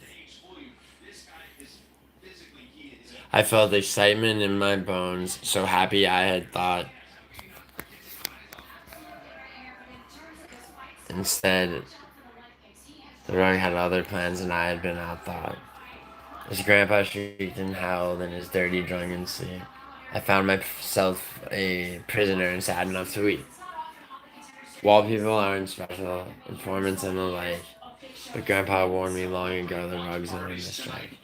Alright, yeah, that's the shit I wrote where someone fucking told me it was masterful use of iambic pentameter. I don't know what the fuck they were talking about. Yo, what's up, sweet tits? Samuel Silva, both fighters 6 feet even, 2.5-inch edge in reach. Sorry, Naomi. Jason Herzog will serve as our referee for bout number 3 tonight. Yeah, Matua, it's embarrassing though. Yeah. Red De La Cruz on hand as well. Also, you're baiting me, cocksucker. I'm not stable at all, Hank. TriStar jab. Every fighter from TriStar. All right, come on, Silva. Very effective, fundamentally sound jab. And what makes it so effective is they're able to step in range and out of range with these. They never plant their feet when they throw it. Whoa. They throw it, they land it. Nice, Silva. Dude, Silva, you better be checking these kicks. Oh, a big right hand there from Silva as he responds. Both have had some moments in the first 30 seconds. But this is that systematic approach I talked about in the open when it comes to these TriStar fighters, particularly Nalo. He's going to break you down with the low kicks. Once you start reaching down for the low kicks because you can't check them, that's what he's going to Sorry about this division. Both stand 6 feet tall. Silva already showing some swelling on that lead leg. Oh! Closer and closer. You saw in the lower left of your screen, it was just... Dude, can someone learn how to fucking check kicks besides Sean Strickland, I'll tell you please? what, though, I watched a fight where Silva got knocked down 4 times in 1 round and went on to win that fight. So buckle up, because it's going to take a lot to get Silva out of there. Dude, Silva's gonna have to do more than just box, though. Next level toughness. I just feel it's just part of that culture, man. And for Silva, one of his best segues into getting his striking offense going is the way that he fakes the take. He gets good deep fakes on his takedowns, and that'll bring your hands down, and he'll throw that. Yeah, he said Nalo's not leaving the room. And he'll follow it up with that left hook. You can bring your hands down. Stop him, man. You think so, Mateo? Oh, I don't know about that. Your boy just got wobbled. Silva really planting and throwing some nice combinations together here.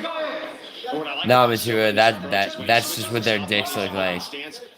Alright? That's what really ended your marriage. Hearing too many of those stories from your ex-wife. You're going to see a lot more volume. You'll see him work behind the jab and he'll let loose with more long boxing combinations. Watch your fingers. So if he's in open stance, look for the strong side weapons. If he's in close stance, look to see him box more. Oh, damn. Hammer versus the chisel. Dude, he can't keep eating those kicks, bro. But he's wearing some damage on that left shin. Yeah. Also below Dude, his does he not know how to check a fucking kick? 2 fights ago for Nalo. Oh, nice red. In the first round with like This is the problem. This is the problem with he has in terms of Silva's got this fucking problem. Like he thinks he can just go in there and fucking knock him out, and like the fucking catfish hanging out. What's going to be great for Nalo is now that he's established the low kicks, all he has to do is feint that low kick, and you're going to bite on it because you have to respect it. You don't have to respect it. Steps in with the right hand.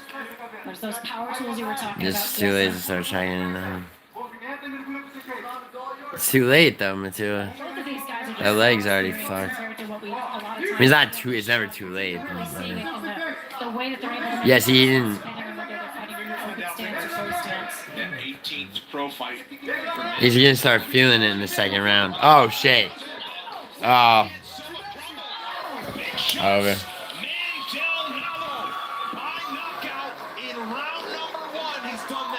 Man. Straight times, but never with a spotlight like this. And they're going crazy up in Montreal.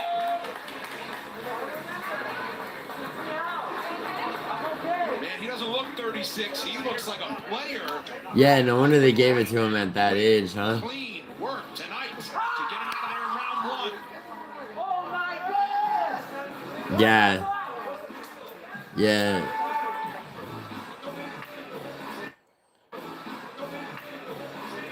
Oh shit, yeah. Nalo, impressive. For as long as it lasted, he was a step ahead the entire time.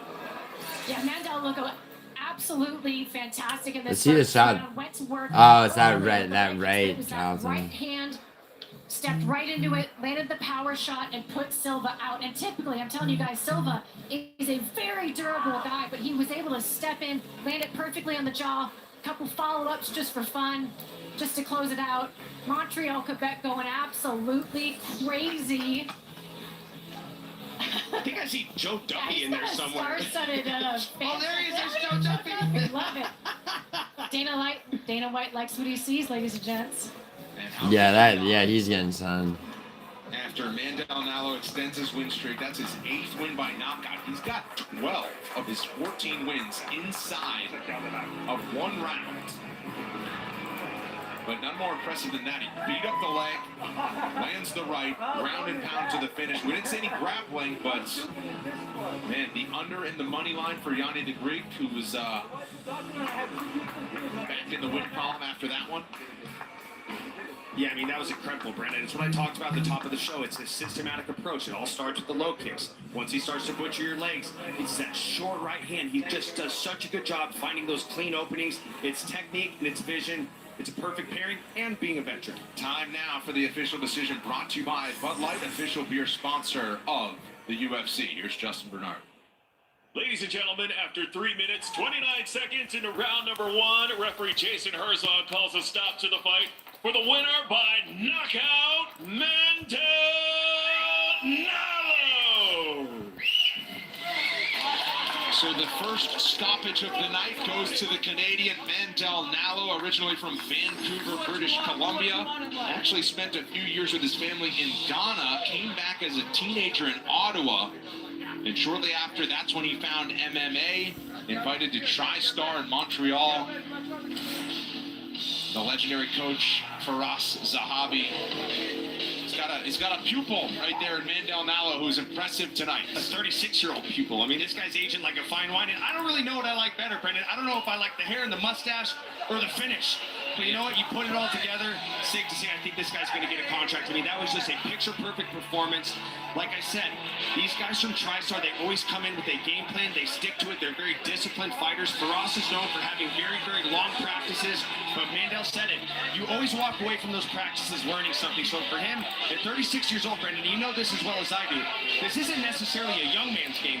It's as you can age through the sport, right, and become a veteran, to gain more knowledge, to experience more things in competition, you become more dangerous. Let's go over the replays right now. There's that front kick up the middle he threw early in round one, but it was his stereotypical Mandel Nalo that I've seen through all the footage I watched. It's the low kicks, it's the jabs, and it's the short right hands that he finds in little openings like that. And it's all created from breaking the guard in the defense with the jab and the low kicks. He did it absolutely perfect. And that hair and that mustache, and standing by with Laura Senko right now. Oh, nice, Hank. Thank you so much, guys. Congratulations, man. Wait, Hank, how come I never saw you buy it? To get here, but you made the most of it. You made the most of this massive opportunity. I'm going to have you take your mouthpiece out, and I want you to tell me how good that first round knockout felt. Feels like all my other fights, honestly. I fight quick. You know, I like to kill. Yeah, that's away. Matua. I'm not a mean guy in life, but in the cage, I'm pretty nasty. So it felt good. Well, I want to get to the knockout, but I want to talk about the leg kicks first, because anybody who's watched you fight knows that that is such a dangerous weapon. So I try not to check my social media before fights, but I checked my requests, and there was a guy in my DM saying, "You're never going to beat this guy. I told him about your leg kicks." So in my head, I'm like, oh, fuck, I'm not going to be able to do any leg kicks. And then when he came out orthodox, My membership and I chopped him the first emojis, time and he tried Hank. to trade with me, I was like, this guy's dead. So, you know. It was the adjustment to those stances. You guys were switching back and forth between closed stance and open stance, and it was the veteranship, the experience. 36 don't play, and you found that right hand. That's right. I know that you guys aren't looking for 36-year-old prospects, but I'm not a prospect. I'm a finished product. You know, you can plug me in anywhere. I told them, Paris, I'm ready. You know, let's go. So I showed all of my skill, and there's tons more. It's deeper and deeper. All the testament to Firaz's coaching. Amazing work at TriStar. Like you said, not typically the age that we look for on the show, but that was a beautiful finish. I know you've got a family to support. What is your message to Dana as he thinks about making this decision? You know, I'm a good man. And look, if you give me this job, my family will be less happy because I'm not around as much as a father, and my beautiful wife, who's an emergency medicine doctor, has more work here. So. Look, there they are. Oh, that's the TriStar dorms. Look at that. That's where I started my career. Our countertop was a piece of plywood. No, it would be the coolest thing in the world, and everybody that's followed my whole career would be sort of validated in understanding my drive. So it would be huge. I hope I get a chance to talk to you again tonight. Congratulations. Guys, we'll send it back to you. Thank you very much, Laura.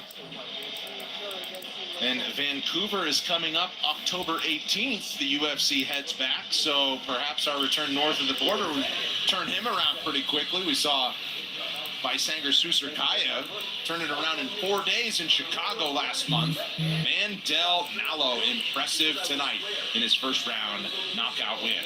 Next, we move to middleweight. Once a teenager addicted to drugs, Theo Hague was looking for purpose. MMA gave it to him. Now he's an undefeated pro and finishes in all 6 wins by submission. His next tap out could tap him into the UFC, but it won't be easy against Cesare Olek, the younger brother of McCall, who just got a big win in Chicago. Oh, what's up, Bullseye Ben? On the training mat and in the corner for his Picking you up. Oh yeah, no doubt, man. Brothers front and center among dangerous. How are you, dude?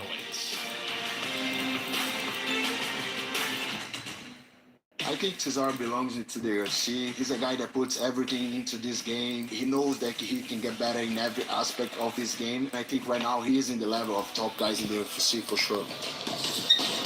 In my opinion, Cesar is a complete fighter. For me, it's a great history because this is first time when two brothers from Poland will fight in UFC. This is our plan. We must go to UFC together. Things are heating up in Las Vegas on this season and certainly on this Tuesday. Dana White's Contender Series is presented by Bud Light. Back inside the UFC Apex. 3 bouts in the books. A couple of great ones, a first-round finish. But what do we have at middleweight as we continue? Let's find out. Fresh from an intense training camp in Brazil with the Fighting Nerds, Poland's Cezary Olek hopes to join his brother McCall in the UFC by turning back the challenge of unbeaten Theo Hague.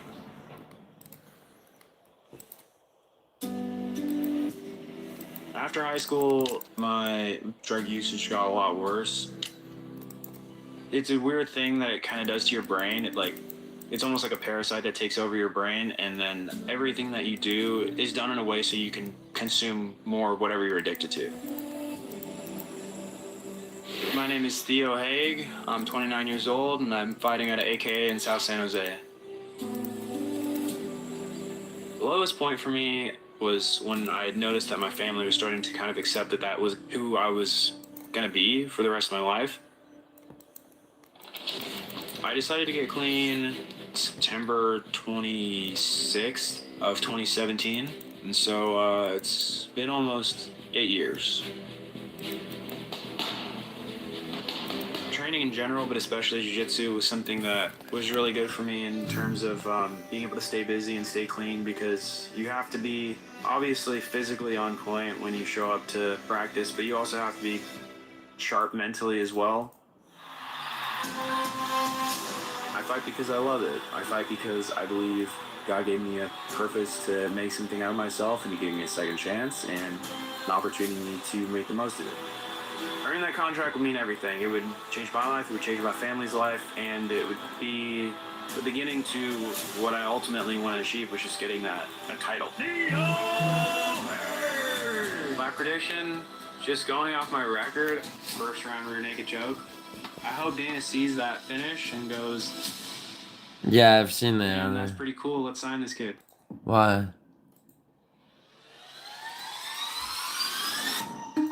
Nazywam się Cezary Oleksiejczuk, mam 25 lat, jestem z Polski. Na co dzień trenuję w Oleksiejczuk Team, ale wyjeżdżam też do Brazylii na kampy do walki. Mój brat to Michał Oleksiejczuk, ma już bardzo dużo walk w UFC. Jest uznawany za bardzo dobrego wojownika. Jestem bardzo doświadczonym zawodnikiem, stoczyłem już prawie 20 walk zawodowych, a prawie 100 amatorskich. Czuję, że to mój czas i chcę tam dołączyć i udowodnić wszystkim, że jestem gotów. Mój styl bazowy to stójka. Na ten moment nie musiałem wykorzystywać zapasów, bo większość walk kończyłem w stójce i bardzo dobrze mi się tam walczyło, ale jestem kompletnym przekrojowym zawodnikiem. Dużo też trenuję zapasów parteru, także mam nadzieję, że kiedyś to pokażę. Reprezentowanie Polski i mojego kraju jest dla mnie najważniejsze. Mamy bardzo ciężką historię. Nasi przodkowie walczyli o nasz kraj. Byliśmy pod zaborami, osiągnęliśmy niepodległość i jestem bardzo z tego dumny i chcę jak najlepiej i najbardziej reprezentować nasz kraj na świecie. Mój oponent to Theo Zhang, bardzo dobry gracz i zapaśnik. Będę musiał być przygotowany na... Tersey is not fucking Anakin, trust me. Chcę wygrać przed czasem spektakularnie przez ciężki knockout. To jest mój cel.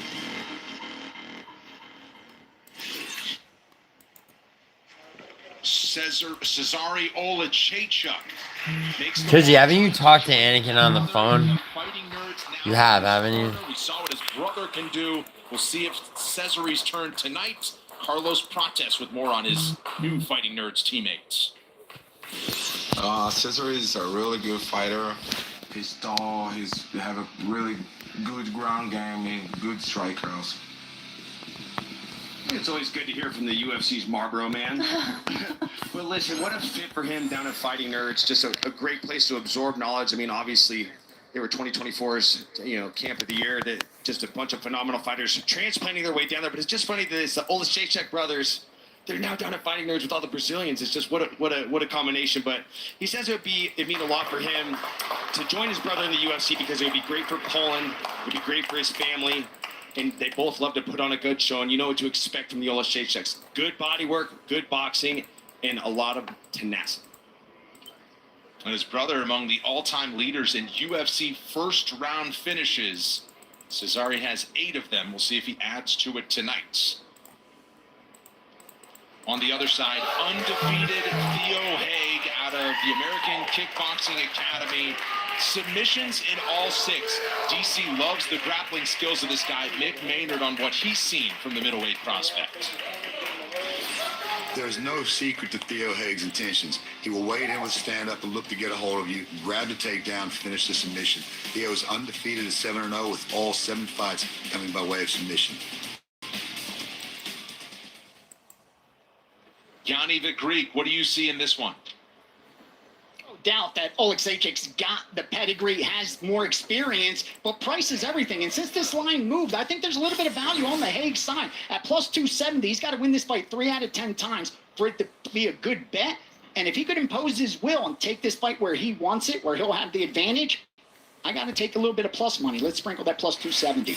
Listen, it's a classic recipe, but so far it's working. He goes out there, gets in guys' faces, takes it to the ground, and gets the submission. He's coming into this fight, every single one of his wins via submission, all of them in the first round except for one, all of them the rear naked chokes except for one. You know what he's going to do, you know what he's trying to do, and yet no one has been able to stop him so far. Not bad for stumbling on mixed martial arts by accident, never looking to be a fighter. It just kind of happened. Well, the UFC could just kind of happen for Theo Hague. We'll see. He's 4 years older than Cesare Olek. Olek 1 inch taller at 6'3", but 2 inches in reach. Lies with the underdog out of California. Gary Copeland back inside the octagon to serve as referee. About 4 of 5 tonight in Vegas. Oh, hey, Mrs. Bullseye. What's up, Mr. and Mrs. Bullseye? Yeah. Yeah, I gift memberships like that. Shot for Hague. Sorry, Brandon. Hague loves to put pressure early. And the second you plant your feet, if he gets you backing up, that's when he's going to shoot those low-level shots. So it's going to be important for Oh, nice. Looks like they put him on the ground already. And that is the story of this fight, the boxing of Olek versus the grappling of Theo Hague, and he will shoot from very far out. Keep him clean, keep him clean.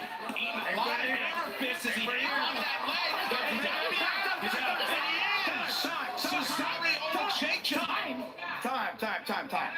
Back up. All right, Gary Copeland calling time instead of the finish. He wants another look. Those shots look good to me. Those are clean. He let that illegal knee fly. Okay, as long as you can get back to the head. Yo, yeah, that was some As long as bullshit. part of your glove is touching the ear. That was in the back of the head. But now here's the question. How are you, Mrs. Bullseye? Yo, Ben. I saw your stream the other day. I can say. Trying to get the finish. Okay. It's over. The fight is over. He was advised by Jason Herzog. Here's what I think happened. Herzog was telling him that those shots were good. And I think Herzog was saying he was out while he was eating those shots. They observed you on the camera. You're out. So fight's over. Knocked out. Winner by knockout. All right, Gary Copeland. Damn, Olek first round knockout. For Theo Hague in his career, Cesare Olek, winner by knockout, repeated hammer fists, determined to be legal shots by Jason Herzog, review official octagon side, and said he was out eating those legal shots.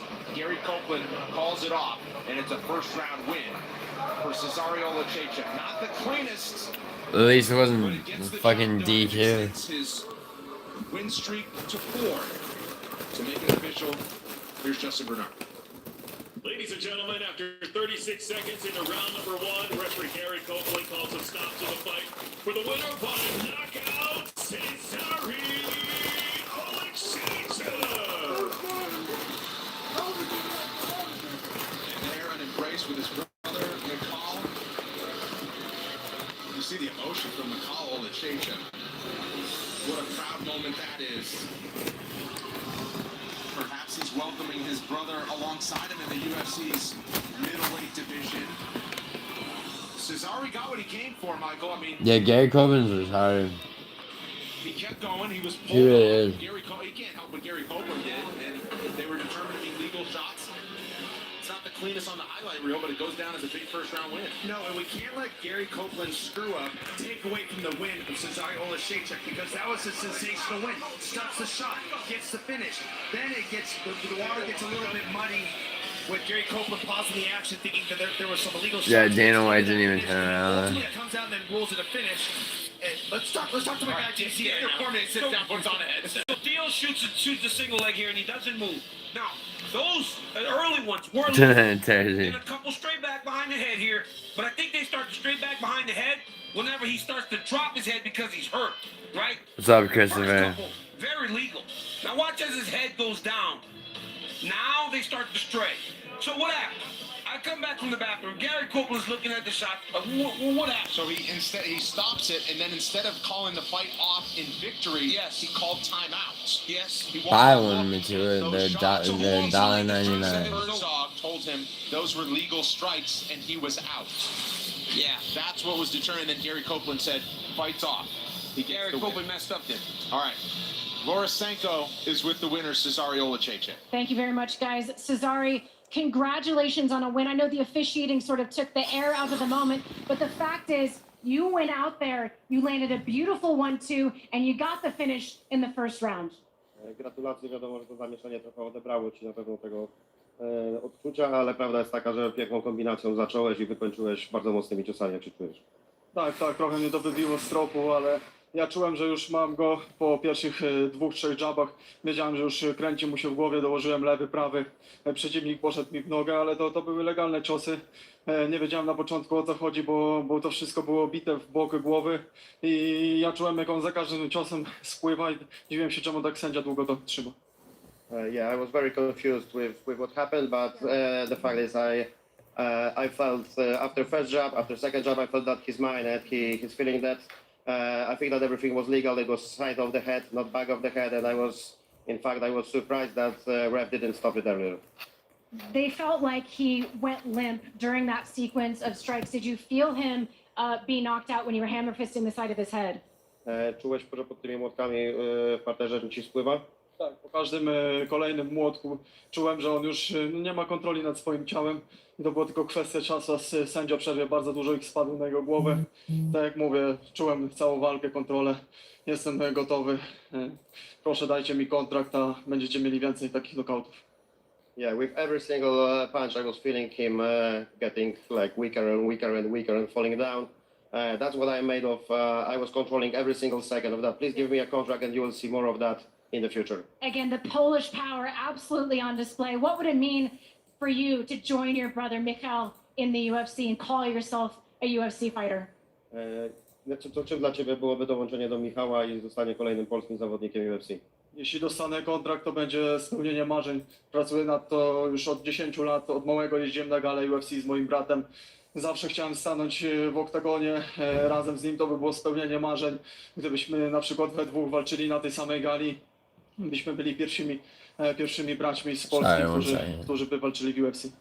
Yeah, it's a dream come true for me to become a UFC fighter. I was cornering Michał back in the years, and now the dream to come true is to be the first Polish brothers in the UFC and to fight on the same event with Michał. Well, congratulations on a beautiful first round knockout. That's what everyone comes here to do. I hope I'll get a chance to speak to you again this evening. Congrats. Guys, we'll send it back to you. Thank you very much, Laura. Well, his older brother McCall started training several months before he did. That was back when Cesare was 14 years old, and now at 25, he gets the biggest win of his life on Dana White's Contender Series and puts him in line to to join McCall in the UFC's middleweight division. Our featured bout is at welterweight, and it's next. Jack Congden looks to pull the upset of the night as the biggest betting underdog, but he's finished all of his wins on the New England regional circuit. Looks to keep that same energy, been chasing that life of a pro fighter in the UFC since he started his martial arts journey at 8 years old. But talk about a life in the game. Jean-Paul Lavos-Nani. Yeah, Big April's in that. 3 years old when he first donned the gi. His father was trained by the Grandmaster himself, Helio Gracie. He's learned from the legendary Royce Gracie. But after a decorated jiu-jitsu career, MMA has been the focus. Tonight, he wants to punch his ticket. The world's toughest job interview. They can't just win. They must dominate. Needs to be an official UFC file. Let's go. Welcome to the team.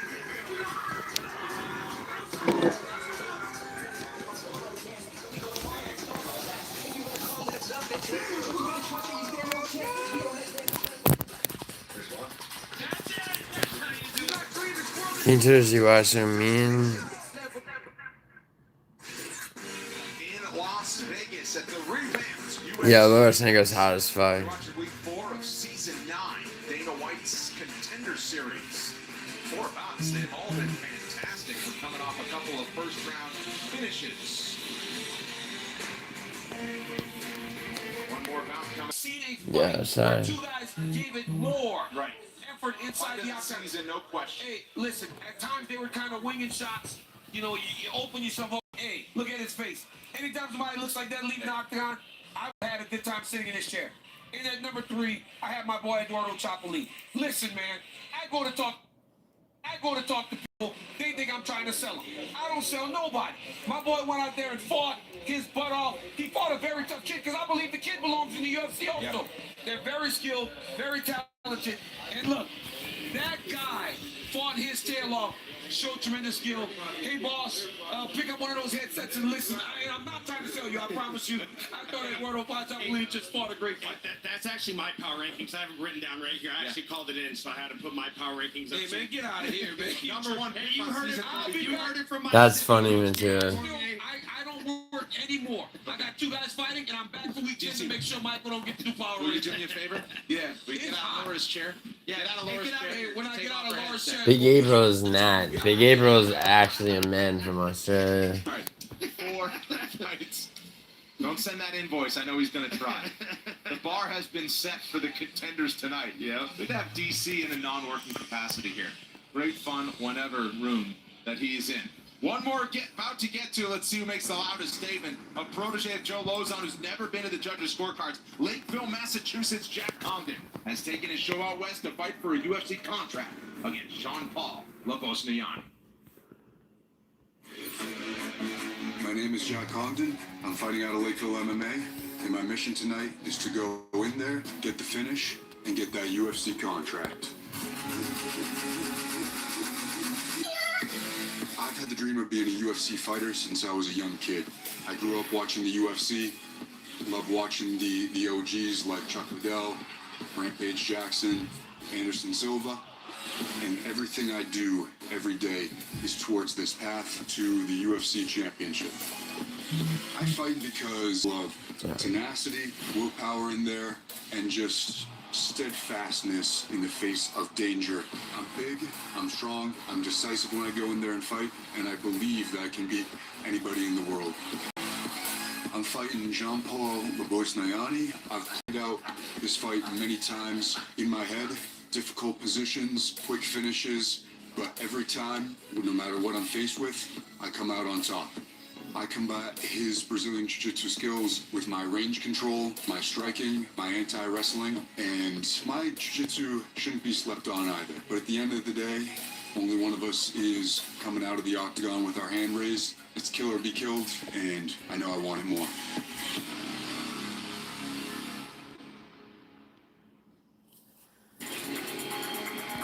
My name is Jean-Paul Lavos-Nani, 26 years old, fighting at a Cobra team, and my goal is to be the next big star in the UFC.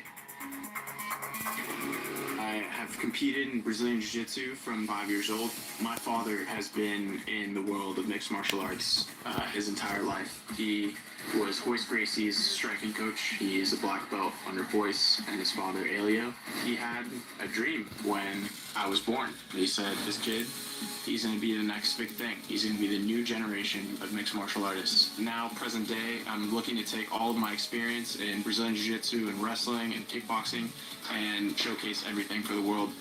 When the octagon door closes, I'd like to think that I'm free. All of my skills, all of my attributes, I enter a state of flow where I don't think and I just do. It's in my blood. I was forged to kill. That's why I am who I am today. I think Jack Congden is going to learn a lesson in his experience as a martial artist. He's going to be fighting someone that he's never fought before, never even trained before. He's never fought the level of competition that I fought, let alone someone like me. I fear that it's going to be a rude awakening. This is a big stage. Bring it on, Jack. Bring it on. Dude, Leandro, Matua doesn't know how to fight. He thinks jiu-jitsu is fighting. Well, Jean-Paul Lavos-Nani's got a fan club here in Las Vegas. Listen to that ovation. We rarely hear that on Dana White's Contender Series. But talk about a life in the game. Yeah, Matua pop his Denny's chair. To Boyce Gracie, unbelievable stuff. It's his time to shine tonight. Yeah, that's an incredible history to have, and man, he's a really special fighter. You can tell he's been competing his entire life because he's got a real presence when he's inside the octagon. He's unbeaten since moving up to 170. And dude, that happens all the time, Ryan. In whose chat, Ryan? Looking to close the distance, but his grappling is where he is extra dangerous. How long have I had HIV? Got a beautiful first round triangle. Oh my god, I have no idea, bro. I can't remember the last one of your fucking female relatives I shared a needle with. Fuck, like. And make this huge adjustment, I feel like, in the late end of his career. 3-5 win streak, going up a weight class. Now he looks like more of a striker. He's so but that much time. Yo, I said round 2 sub Matua, you lying fucking thieving fucking Polynesian fucking sarong wearing fucking hotel worker. Front and center for Jean-Paul Lavos-Nani, who hopes to join all of them in the UFC. But looking to shut down that hype train is Jack. Did Lorenzo, I hope Lorenzo knew that it was obviously, dude, I have the check next to my name anytime I'm in somebody's chat. I hope he caught that it wasn't me. To the body a lot, which is not common in MMA if you stand in front of him. But he's also, I think, because of that, he's going to really need his takedown defense for this fight. You know, what I love about Jack Congden is something that I can relate to. He's been with Lakeville MMA for 20 years, which is a small camp. Everybody kind of surrounds him, and that reminds me of myself. I've been with my same coach, my same team for 17 years when everyone's telling me, you need to go to ATT, you need to go to Killcliff, you need to go to these big camps. You stay in the same place. You stay with the people that got you to the big show, and that's what he's done, and he loves that. He loves that he's a part of a small gym. He also loves to coach. Teaches the kids at Lakeville, and he says it's a privilege to pass on the knowledge to them. And speaking of knowledge, you see Joe Lozon in the corner was somebody who I know kind of well. I owe him a cheeseburger because he kind of cut my eye and took me out of a fight. But nonetheless, this guy's a complete package. So Jack Congden inside the octagon now looks to play spoiler tonight. He's the biggest betting underdog. How about the party outside just after Labor Day weekend? I think it was the first day of school for a lot of those kids in Lakeville, Massachusetts. Man, 5 minutes in the corner now. Watch parties tonight. Jack Congden and Jean-Paul Lavos-Nani have quite a bar to live up to after what we've seen through the first 4 fights. Here's your tail of the tape. Congden 2 years older than Jean-Paul Lavos-Nani.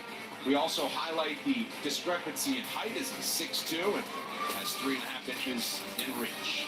Jason Herzog will serve as the referee for our final out of the night. Buddy, you ready? You ready? Start. Lavos-Nani is in blue, Congden is in red.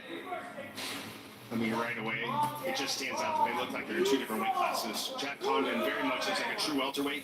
You can tell JP's a guy that came up from lightweight. Trying to change levels, landed an uppercut on the way out, and simultaneous strikes there. Good kicks off. Lavos-Nani's got to close the space to take away those lead leg side kicks. Yeah, he does. Congden loves to throw. He loves to throw that lead leg side kick, those lead side attacks. That's a big part of his karate base. Yeah. You know, the flip side. You gotta watch the Get body. those going. Get the long jab, the long kicks. Really create that distance that Lavos-Nani's going to have to figure out to get his combinations off, get his grappling going. Oh, watch the uppercut. Watch the fucking uppercut, bro. Congden able to wear it well. When Congden starts to establish that lead leg side kick, he pushes you away and gets you out of distance. When you try to close that space, that's when he meets you with those long, straight punches. Ooh. Oh! Oh! Oh! First round knockout by our boy Matua. Our beautiful child, Matua. Naomi, I'm sorry. Naomi, our beautiful child, did it. You did it, Naomi.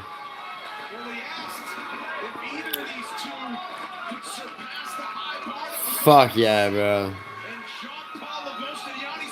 That's a contract. That was actually so sick. What a sick fight. What a sick performance. What's been an epic week 4. The win streak is now 4, his third by knockout. Sean Paul. Yo, Naomi, did you see what our son did? Aren't you proud of him? Right hand. I mean, as he's coming in, watch this jab. Naomi, aren't you proud of me to keep the baby? Nasty stuff, ladies and gentlemen. Look for Congden to be retreating, but he wasn't retreating because he was basically already out on his feet. That right hand. No, it was that left kick and then the rush. My goodness, he was out. That was incredible. The way he was able to close the space with that jab, essentially pulled Jack Congden out of his stance, through the head kick right Oh, here at YouTube. It was that right hand that really I'm sorry, I just got over a cold, faggot. Yo, do me a favor, bro. Like, drop me a link to your channel. I'll mod you for a hot second. You have a channel, right? right back after the jab. That was incredible, Brandon. What a finish. And the right hand, I mean, that just, you put those two together, that's something else, man. Well, you may have been able to read Rana wearing the white hat, really. words as he takes a big smile to the back as he'll make decisions on contracts. But man, shades of Juan Keane. Buckley's knockout on Impa Kasangani the way He said Juan Keane. lands the thunderous punch to take out all doubt. One final time tonight, Justin Bernard makes it official. Ladies and gentlemen, after 1 minute, 8 seconds into round number 1, referee Jason Herzog calls a stop to the fight for the winner by knockout, Sean Paul Lavos-Nani.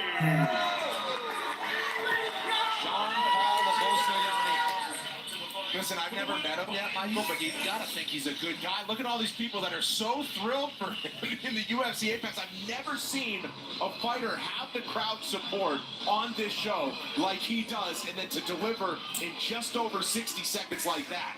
Man, what a performance. Brennan, he's got such a crowd here. I have talked to multiple employees at the UFC. They catch him in passing at the cafeteria at the UFC PI, and everybody's just fallen in love with this guy. He's very genuine, he's very authentic, and he's just such a good human being. That's probably why he's got such a big contingency out here, because he's not even from Las Vegas, he's from California. But just an incredible performance. And I called it as I saw it as the fight started. He looked like he was fighting a guy, 2 weight classes above him. But size doesn't matter, it's all about technique. And that Oh, yo, MMA UF space C. You actually do have a channel, okay, where you post it. Hold on, I'm gonna. Oh shit, Aljo, hold on.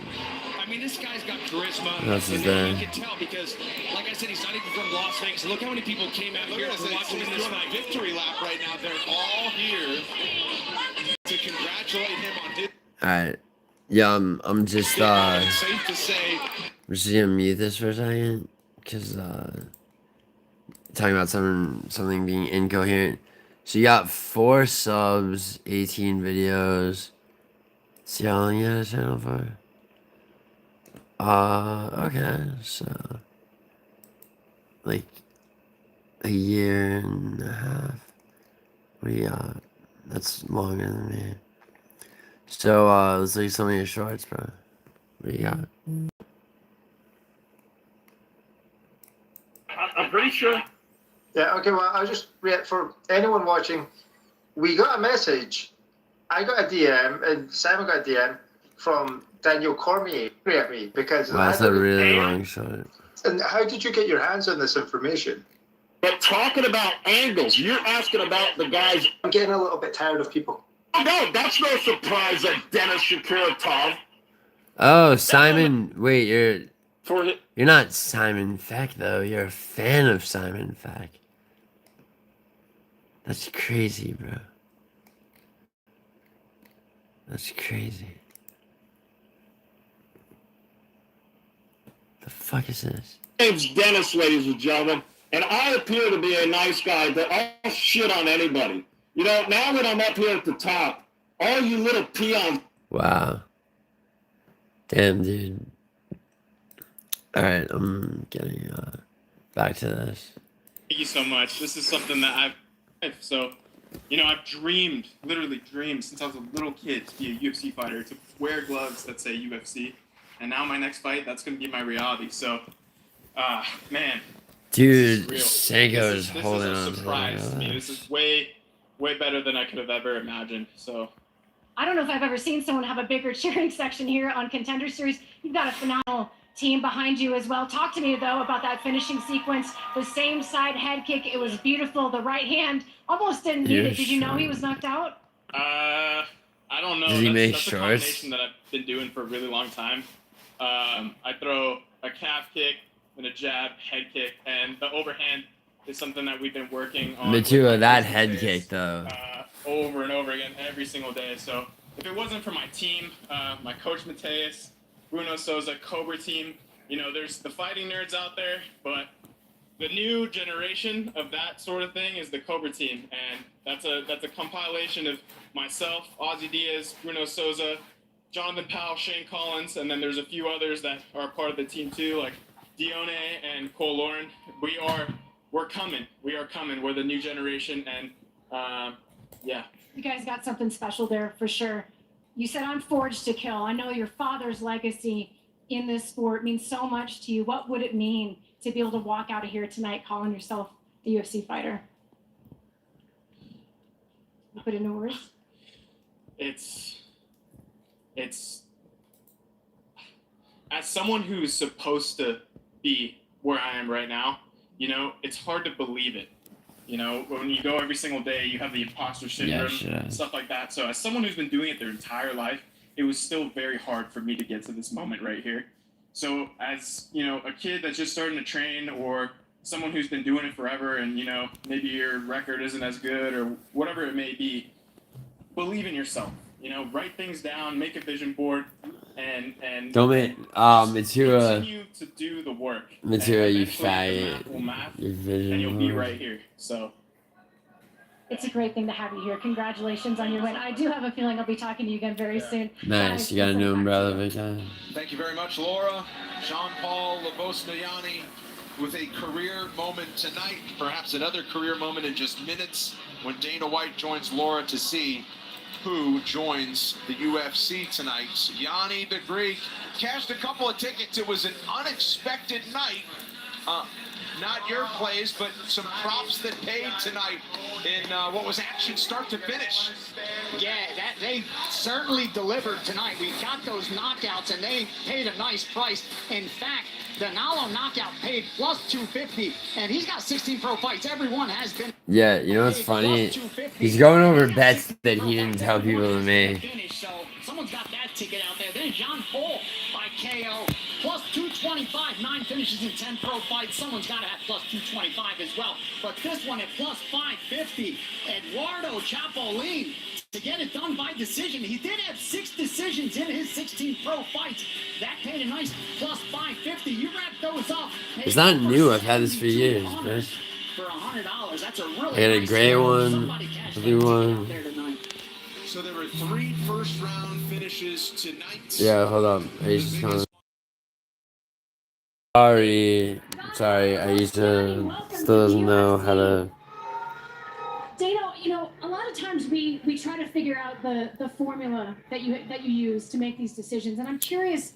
But Jensen, you're gay. Potential versus experience. You know, You're a gonna guy be like bullied. Nalo, not the age you necessarily want to see. So, what is it about a guy like him that you go ahead and you make the decision? Again, I don't know anything coming in tonight. I get this piece of paper in front of me. I read up on them. I listen to their vignettes before they walk in, and then show me who you are and what you got. None of this means anything to me. It's what you got right here, right now. And that kid, like I said, I don't love his age, but that kid's fight IQ is off charts. I don't love his age. He's exciting. He's funny. You know, so it's just one of those things. It's a lot of gut and a lot of in the moment. A lot of star-making performances tonight. Dana, thank you so much for your time. Appreciate it, boss. Thank you. Guys, we'll send it back to you. Okay, thank you very much, Laura. Performance is unbelievable. And I think sometimes, Michael, you can boil it down to this question that Dana White's asking himself and that fight fans are asking themselves. Do you want to see him fight again? Tommy McMillan, yes. And then obviously the 3 first-round finishes. Want to see all those guys again. 4 contracts tonight, and what a night it was. Who's not going to want to see Tommy McMillan fight? And I think that he's very much a diamond in the rough, who's very raw tonight. And you look at where he cut his teeth, primarily on the regional scene in Montana. And then he immerses himself here into Dana White Contender Series against somebody from all the way across the pond in Russia. I mean, this kid, there's serious star potential within him. And you look at who he's trained by. He's trained by Tim Welch. You know, Sugar Sean O'Malley has had a huge influence on his career, and he's going to teach you how to train, how to take care of your body, Dude, he how to build sucks. your brand, how to make yourself the complete package. But it all revolves around the way you fight, ass. and it all boiled down to that tonight, and he did it. He pulled it off. Now he finds himself in the big show with an opportunity to further his life in this sport. So we'll hear from Tommy McMillan in the future. Again, transported to the hospital after that epic slugfest against David McGoyen. Mandel Nalo, what can you say about that? 36 years old. We don't often see that on this show, but we also don't often see the striking attack like that. He is with Laura Sanko. Thanks very much, guys. Well, Mandel, you were telling me you missed your 2 sons' first day of school. Yeah, that's right. I think it was worth it. I think so too. I hope I can earn it back. I'll buy them a Nintendo Switch too. I think that will probably earn it back. Yeah. They don't care that I won this fight. I think they might care that their dad's in the UFC, though. So yeah, no, it's amazing, and they won't understand it, but in time they'll be able to threaten their classmates with that as something that they can threaten. Dana said he didn't love the age, but he loves your skill set. I don't love my age either. I get that. But he loves the skill set, and there is something to be said about a guy who can come straight into the UFC and make waves in the top 20. Do you feel like you can do that? I definitely think I can do that. You see guys do it all the time. There's a world of talent out there. The guy I just fought is a killer Cage Warriors champion, and I chopped him up, and I'm gonna chop everybody else up, you know. And I told Dana just now, run me, you know. I want to work, so we can go whenever. Bruh. You got a great crowd cheering for you back home. Let's I listen to mean, them react to you he getting should the have- contract. I hope this dude. I hope he has a good night. I hope he has a fun time tonight. At TriStar Forever, Robbie Stein is there. I see Mike. I hope he has a fun I see time. Charbel. All my sparring. Lightweight all my division of the training partners, it's UFC. amazing. And that's literally where I 30. started my career. Me, Ayman Zahabi, Mark Bocek, tons of UFC fighters have been in that room, and it's amazing to see people watching me from there. Did him proud tonight. Welcome to the UFC, Mandel. Congratulations, guys. We'll send it back to you. Thank you very much, Laura. Well done by Mandel Nalo. And Bro, when he was in Olek Bellator, joins he his wasn't brother that Mikhail good. Olek on the UFC's middleweight roster. A bit of an awkward ending with how it ended with the referee calling timeout, but those strikes were deemed legal, and it's a first-round stoppage. He looked great. Yeah, we might have to put Gary Copeland in timeout, but you know, that was an incredible performance from Cesaro. Yo, did you hear that? We might have put Gary Copeland in timeout. He did everything he was supposed to do. He Yeah. stuffed the takedown, pursued a finish. You heard Dana put the numbers up. 21 unanswered shots. I mean, if Gary Copeland doesn't intervene in the way they did, he wouldn't even be part of this conversation. But for him, at 25 years old, just kind of living in the shadow of his brother, waiting for his chance to join him in the UFC. This is a guy that's cornered his brother. Didn't get 10 UFC fights, just trying to get it. Showed up before he got the contract. I mean, I'm sure it's got to feel feel good for both those guys to finally join each other. And the momentum keeps going for the Fighting Nerds. Here's Cesario Olek with Laura. Thank you, guys. Well, Cesario, you've been cornering your brother for so many years, walking him out to the octagon. Now, it might be time for him to return the favor. How good does that feel to call yourself a UFC fighter? Wyprowadzać Michała do walk, teraz pora, żeby to wyprowadzał ciebie. Jakie No, to uczucie zostać wreszcie zawodnikiem UFC? Spełniłem swoje marzenie, cieszę się, bo wiele lat ciężko na to pracowałem, były zloty, upadki, nigdy się nie poddałem i spełniłem to marzenie. No co, teraz będziemy się wyprowadzać nawzajem wspólnie, tak? Ja będę u Michała stał, Michał u mnie. You know what, Naomi? Tworzymy historię, będziemy Maybe pierwszymi if braćmi z Polski w UFC. No, to jest niesamowite uczucie. Naomi, I promise I'll do that if I can play one thing real quick on stream. We will be cornering each other. You will see us together, and we will be making history in the UFC. I would never Not a do mark it. on you. How soon Without will we it. see this Polish power taking on the middleweight division? Jak szybko twoja polska siła będzie przejmować w dywizję średnią? Wait, actually, please. It's Naomi. It's way more embarrassing for me. Na początku chciałbym się zmierzyć z Szarapuletem i po prostu zrewanżować się za mojego brata. Byłem na tej walce z Szarą. Michał dał świetny pokaz, ale ja chcę go złamać i Let me get Nat out of here. naszą siłę, pokazać Okay, kto fine. tu rządzi i chcę się po prostu zrewanżować. Okay. I said no. I said no. I said no. I would never. I was just being mischievous. Brother wanting to go to work early against Shara Bullet. We'll see if that match gets made, but regardless, excited to see you fight in the UFC and congratulations. Guys, back to you. All right, Laura, how about that? The built-in list of fighters that he wants to get at, who's fought McCall in the past. Yo, fuck fucker.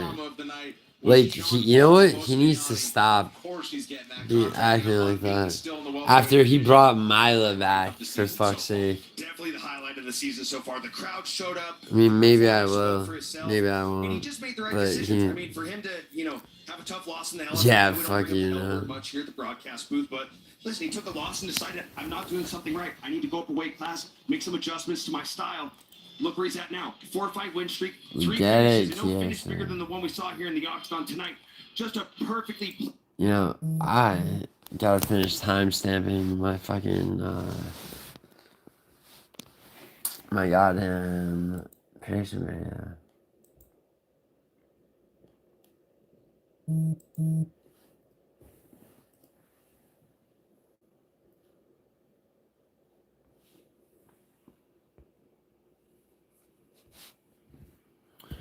Yeah, well, yo, tell him if Mila's, about to fuck the whole shit, cause he's gonna give in to her if she fucking gets, she's gonna be like, clown, they ganged up on me. Scholar in general, yeah, exactly, Jensen.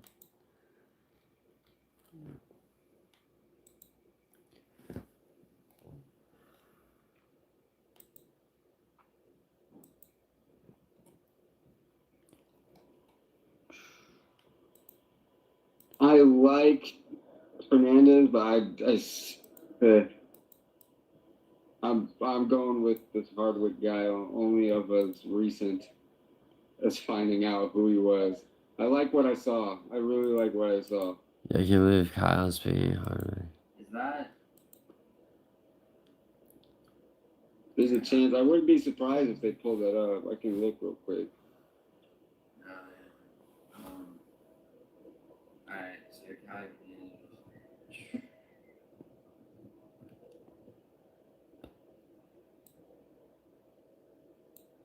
great fucking Houdini.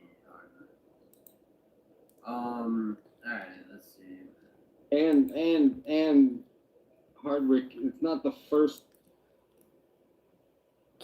I saw.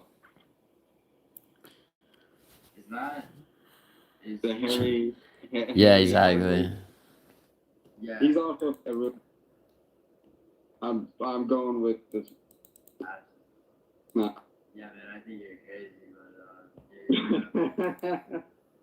you're pulling upset performance. But I'm thinking St. Patrick. All right. So this next fight, CM. Timestamps are a bitch.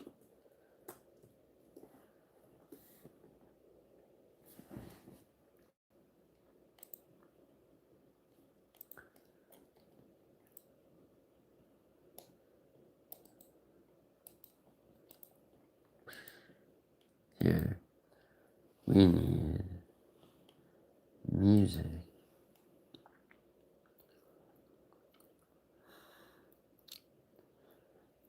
Yeah, Naomi. He's probably gonna want that. Along with everybody's undying allegiance. What do you think, Naomi? Because I'm good.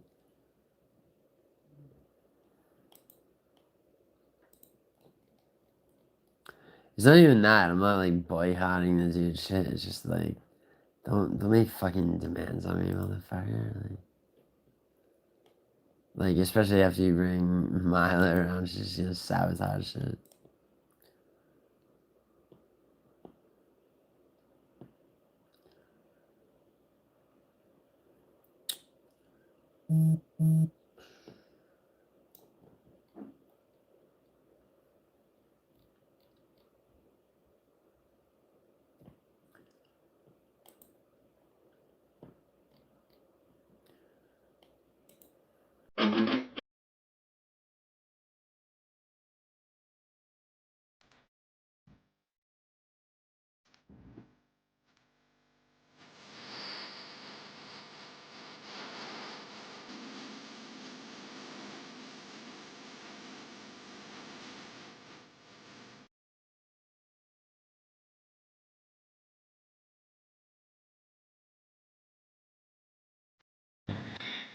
I know that the one passing your back and hand squash.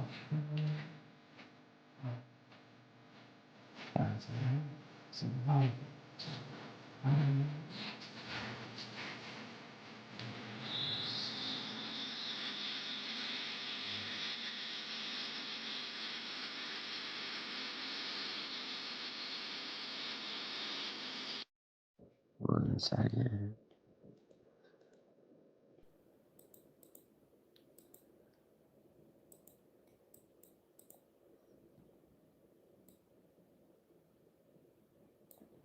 I just really like what I saw. On the ground twice. Because I was ready to go ahead. Read it. What's that? Before the fight got canceled. Yeah. But yeah, I'm gonna have to go to 5 minutes. Alright. This one I don't really have a lot. This is just purely.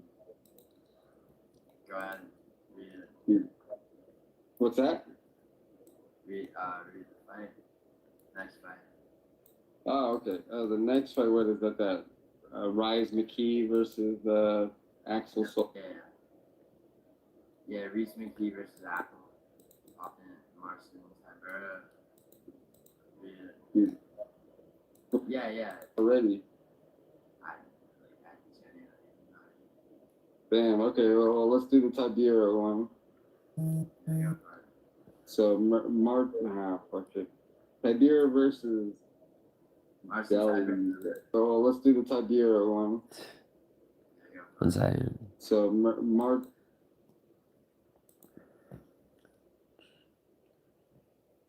Wow, is that really the same?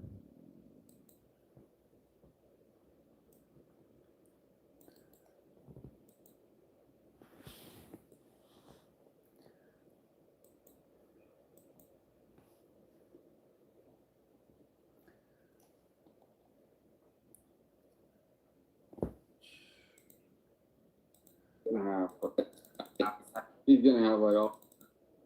Teresi. Yeah. He beat Kyle Machado. Yang. I feel about this. Yeah. Yeah, I don't see it. It's a gas. It's just. Yeah, so that's why I think I got Tiberius because I think he's just gonna fucking force him into a grappling exchange, and he tends to gas. It's his UFC debut. He's gonna have like all the pressure in the world.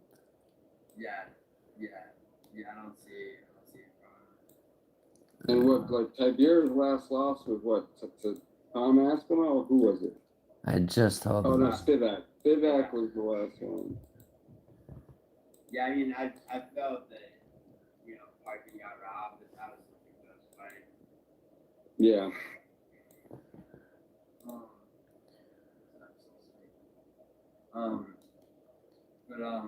Alright. So, next fight would be, we both got Tiberius, right? Yeah, I got Tiberius.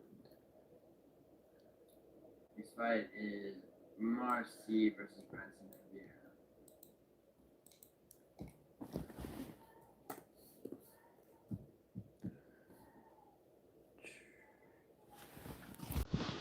Okay. Time 70 sucks that much. I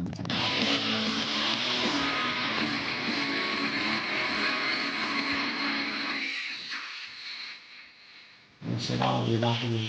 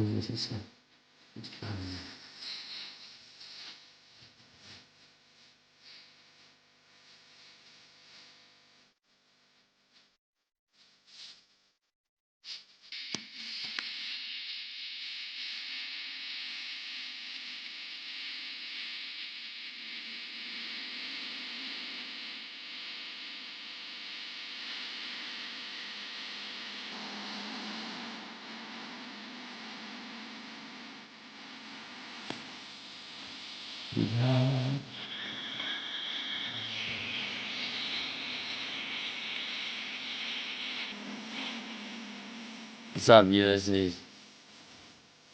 Oh, yes. Me.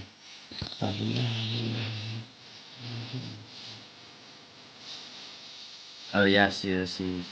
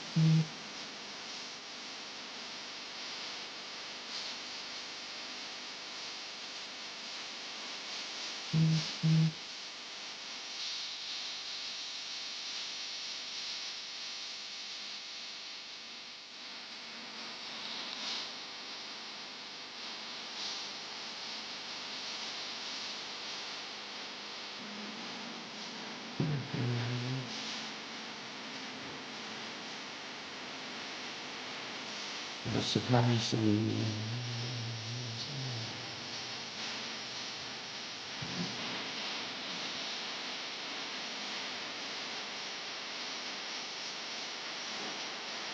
Anything worse than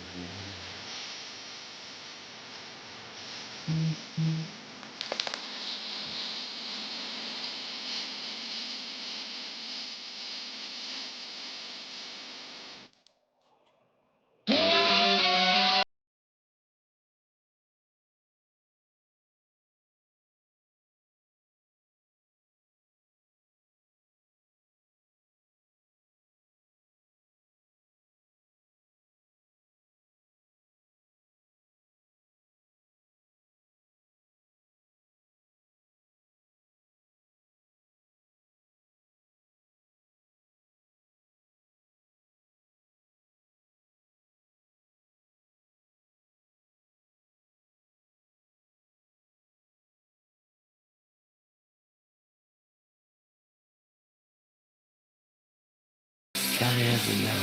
Don't tell Scotty. Scotty doesn't know. Can't believe he's so trusting. Well, I'm right behind you, thrusting. And I just got him on the phone. Yes, he's trying not to moan. It's a three-way call and he knows nothing. Nothing. Scotty doesn't know. Scotty doesn't know. Scotty doesn't know. Scotty doesn't know.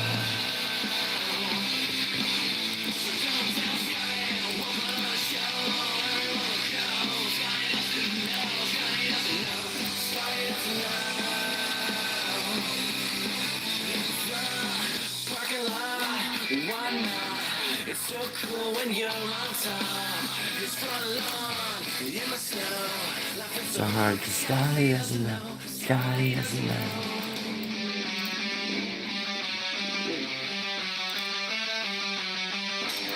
Dinner always birthday. No, Scotty doesn't know. Scotty doesn't know. Scotty doesn't know. Scotty's outside. Scotty doesn't know.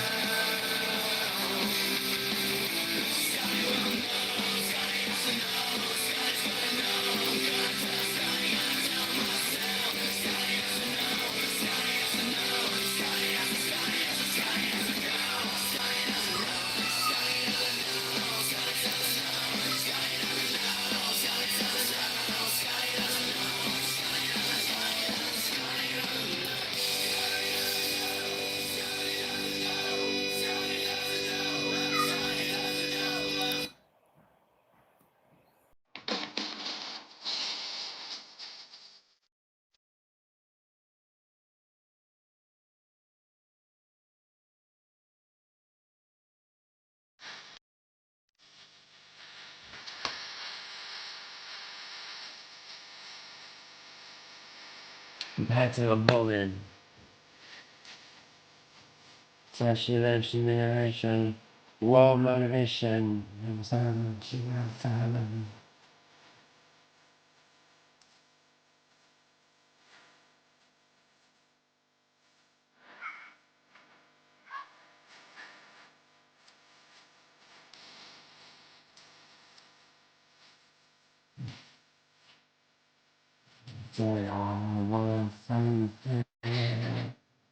Get me through this. Send me some kind of life. Baby, I'm young so.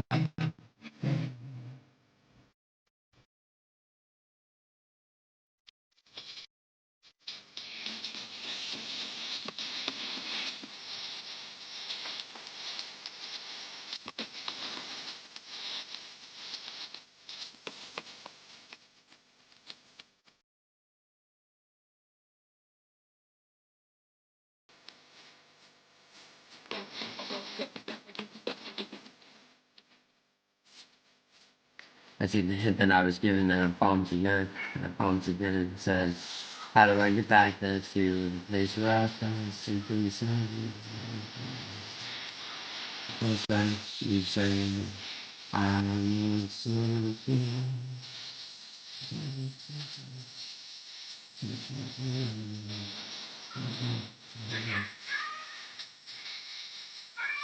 Hey.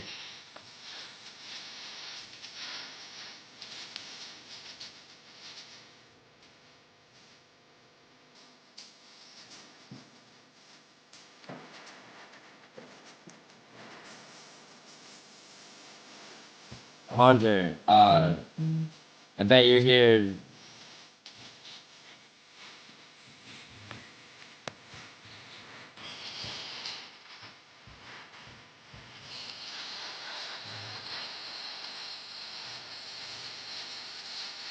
That's right.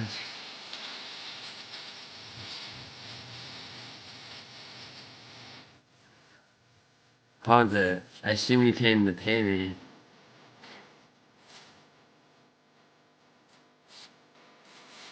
You just love me, and it's grand, I'm not coming down.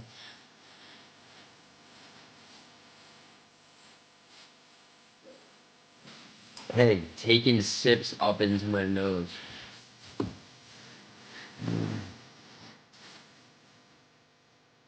Kissy nose.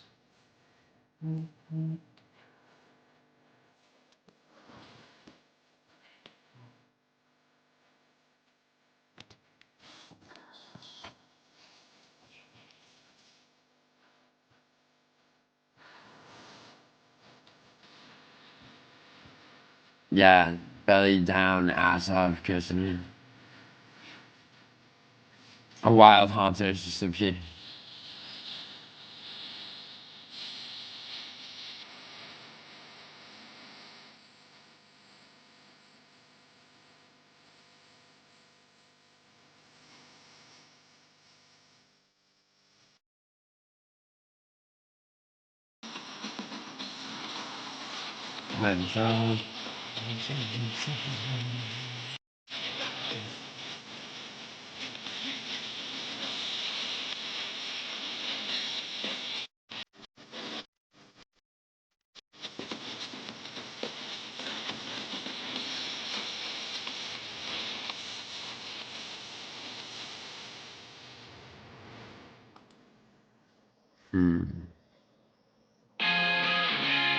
No.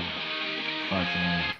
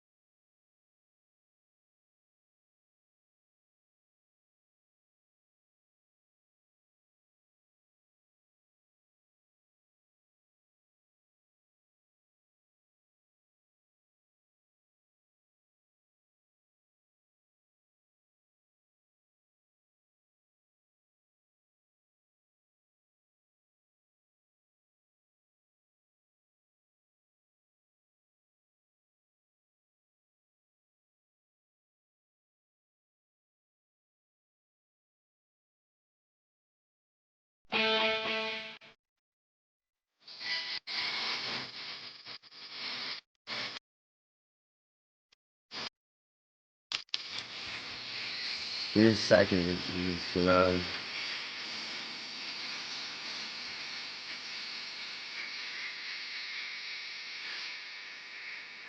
Fucking exactly around.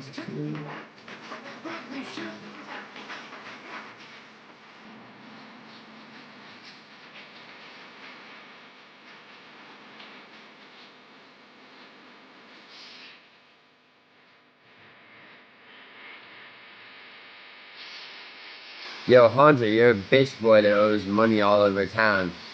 You think you're fat, faggot? You think just because you suck off MMA Joey, okay, he's gonna be able to protect you?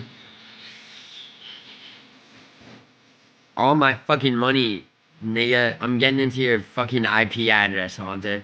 And yeah, that's a threat, bro. Where's my fucking money? Like, people want to threaten, people want to tell me I dox people. Wait for that to happen for the first one and only time. Hunter, your name, identity, your whereabouts, okay, are my bitch. You think about the nights we had to get through. We get through.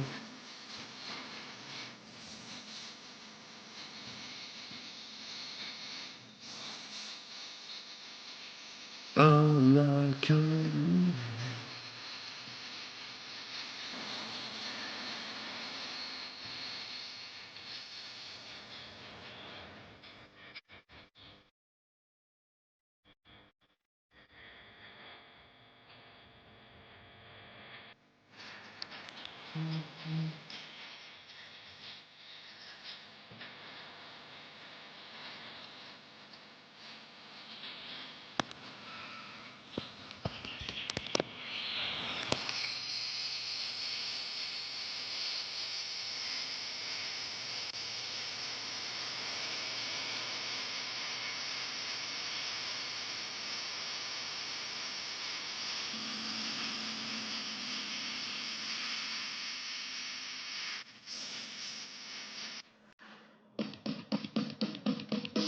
When the day has a shishi.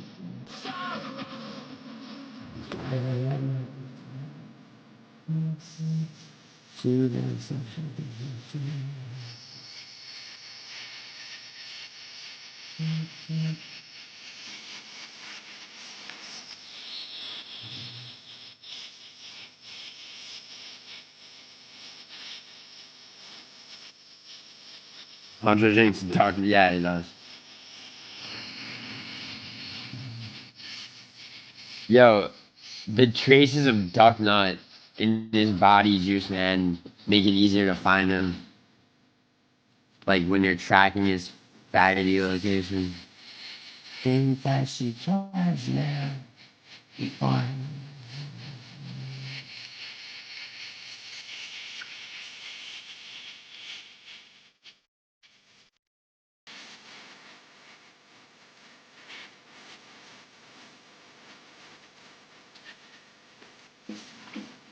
Man.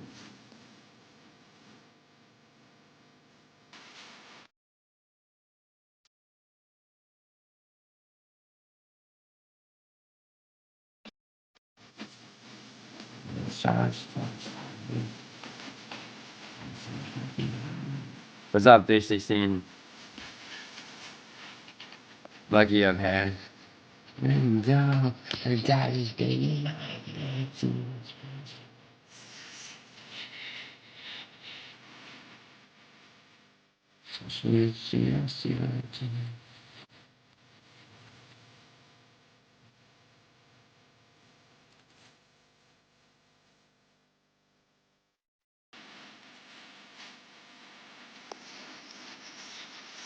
Yeah, I'm talking about Hanzo.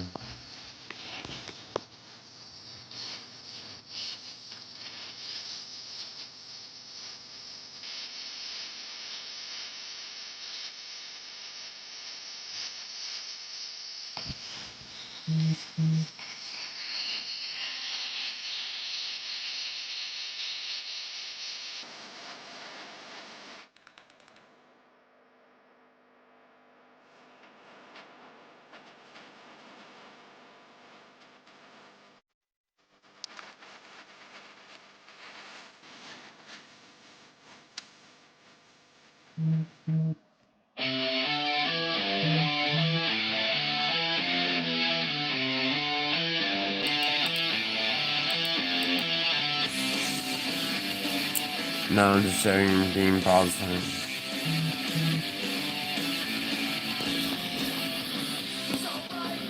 tell me?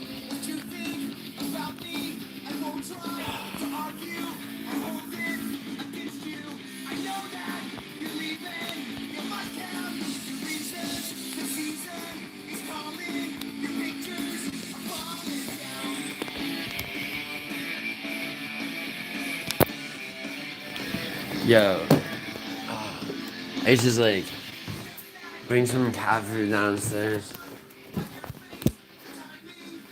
It's like either rescue this cat or don't. But I will.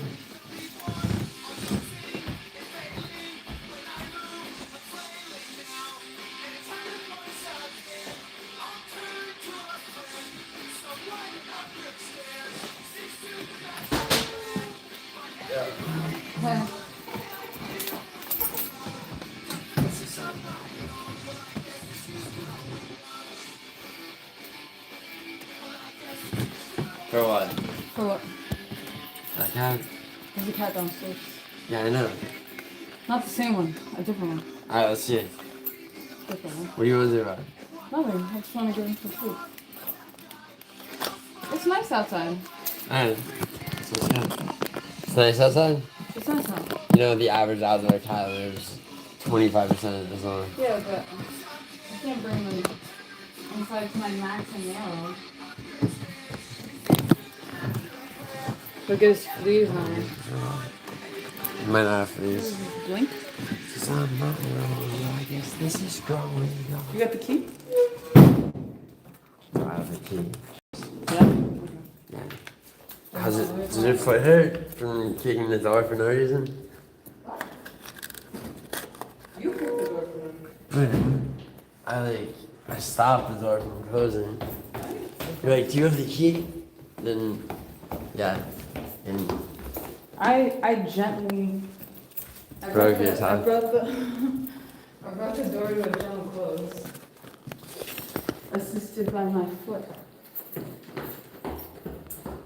Oh shit, conscious of, I don't care, bro.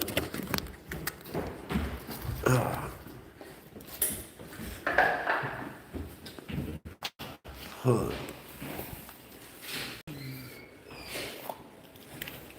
Whoa.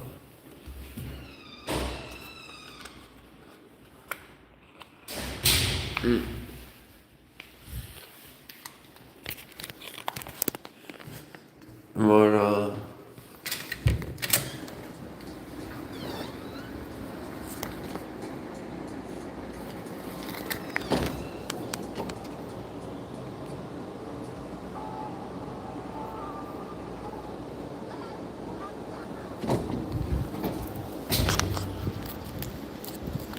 Yo, Hunter. Hunter, you owe me money? Oh my god, you owe me socks. Hunter, you owe me so much money that, like, if you summoned your relatives, okay, like, their combined possessions would probably not be able to pay off the interest, and the interest ain't even that bad, bro. Yo, Hunter, how about I pull some clown show shit on clown show? When you pay me, when I get the money that you owe me, then I'll go on his fucking panel. How about that? What? Is that unreasonable? What? No. Where's the vape? Do you have it? Oh, where's the vape? Cause I don't smoke real cigarettes. I use wait. I don't want a real cigarette. Why? Because they're too much. They're too much. They're too much in my lungs. So then, okay, vapes are worse for you. They don't feel so. Oh. They don't feel. Yes, yeah. Where's the cat then? I saw her. She was like a little gray cat. She walked. You always say she and with no knowledge.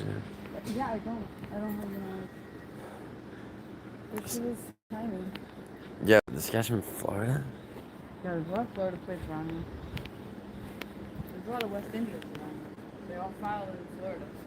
So West Indians come from Florida?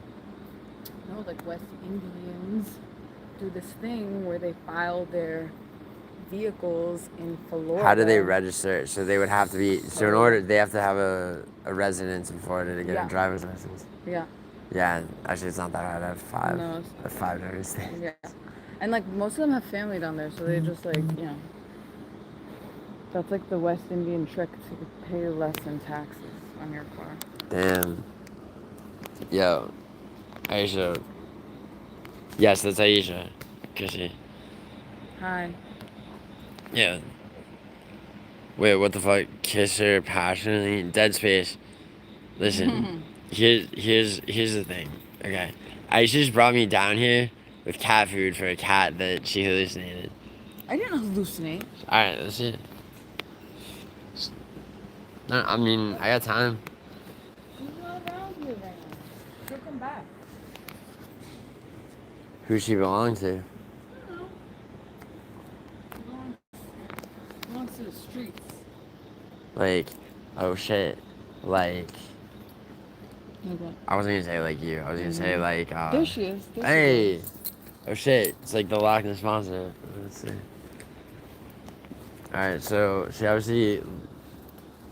Oh, look at her going right into someone's apartment. Someone's shitty ass apartment. Yeah, maybe. Chat, what's the word? What do you guys think? Here. Flashlight. What? We leave her alone, you fucking... You leave her alone, you're fucking bothering her with your bullshit. Bullshit. I'm like either save the cat or admit you don't care if it lives or dies. And you're like, here, I'm gonna throw some food she might be allergic to at it. She was eating it. Here, just leave it here. Put it there. You go. I want the mice to get Okay, here. Then, if you don't want that to happen, here's what you do. Ready? Okay. See, wow. See this impenetrable gate right here. So you take this, put it like right in the shadow. Okay. Very cute. That's smart. Oh, thank you.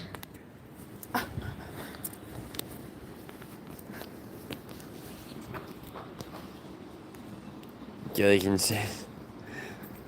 I can see. I don't remember any of my passwords for all my other accounts, Discord, main YouTube channel, etc. on this new phone ever since my other phone. When did that happen, Douglas? It was crazy. Do you want to get a soda with me? Yeah. Can you? Can I what? Can I walk in socks? Yeah.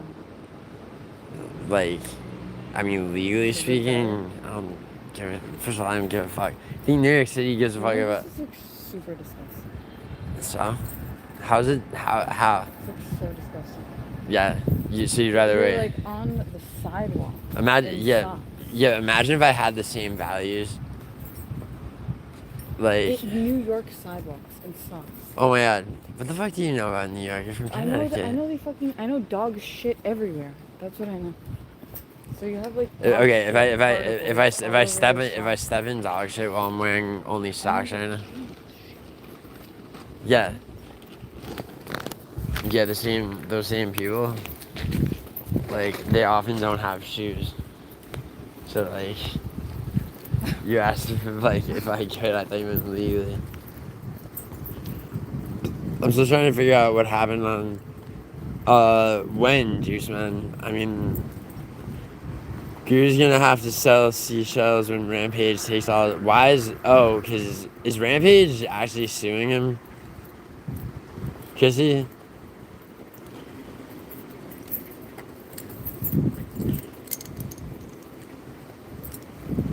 Parlay's girlfriend versus Parlay doesn't have a girlfriend. Oh my god. You can make out like a gnarled hand maybe, and that's me like giving him the benefit of the doubt. I mean, odds are there was no one in that car. He's not dating anybody.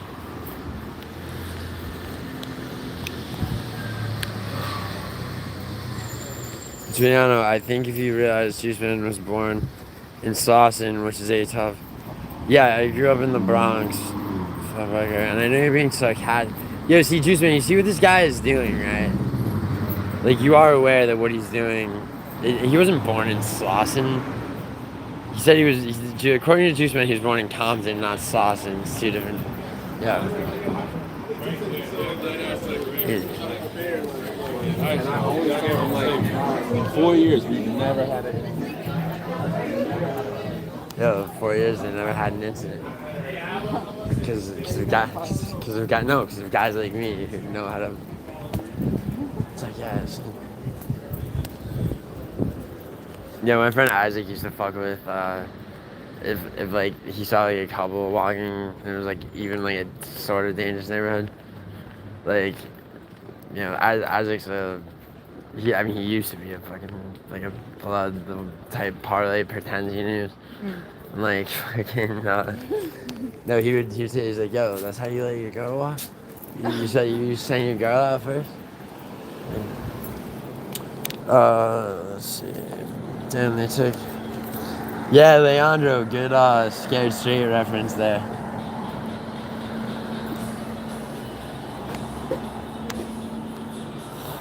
Yo, Matua, I'll send you her phone number right now. I bet you won't call her and tell her to shut up. Tuesday got Hunter banned. Orange Cat, I've gotten him banned so many times. He still owes me money. Every time I bring that up on Contra, he bans him.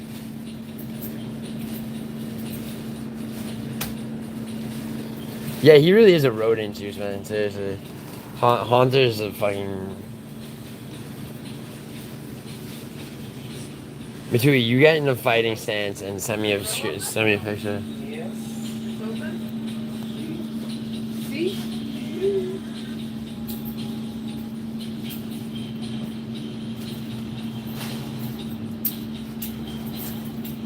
Dude, Orange Cat, you gotta understand something. He'll be back, dude. I've done. You think I haven't done that 3 times? Look, Orange Cat, I'm sorry to tell you something, okay? How should I put it? Here, I'll throw a $5. Any incendiary activity that you've engaged in with the dynamics of Clown Show and his fucking dick sucking supplicants like Haunter, I've done first. MMA Guru is 27. 4 years and they never had an incident. Exactly, yeah. Well, there you go. Remember how I said S27? It's S25. But yeah. What do people usually order? Oh, I made the chopped cheese, but Where he goes? Nothing, Leandro. This isn't fun.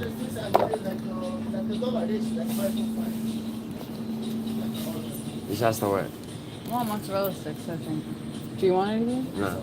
By the way, you just asked the equivalent of like what kind of music do you like? What do people get? I want to know what people order. What people get? There's a huge ass People menu. order chopped cheese. Different people order different shit. No. You're just charge her the most expensive thing on the menu, bro. Can I get mozzarella sticks? Sorry. Phone, you got still in the box, but I was too lazy to switch. Yeah. Yeah, Douglas, fuck. I feel like that's gonna happen to me too. Slauson's a street and a neighborhood, but it's not where Juice Man is from. Slauson. No, born in Long Beach, bro. I get it. Long Beach is my land. Last time I was here, just living home in Bronx, shit, but hair salons and one. Totally. Douglas, remember it's a dangerous street that you're from. Send me the number. What are you up to, Gio? Aisha and I went to this deli. It's a wonderful day. Oh, I gotta finish time stamping and Orange Cat. Me and Kyle shot a prediction video for the Paris card, so I gotta just timestamp that bitch. No, Arabic doesn't count, Matua. Wait, seriously, Hank? You should get a French vanilla. French vanilla what? Coffee. Why? Because I want some. Alright, get it then.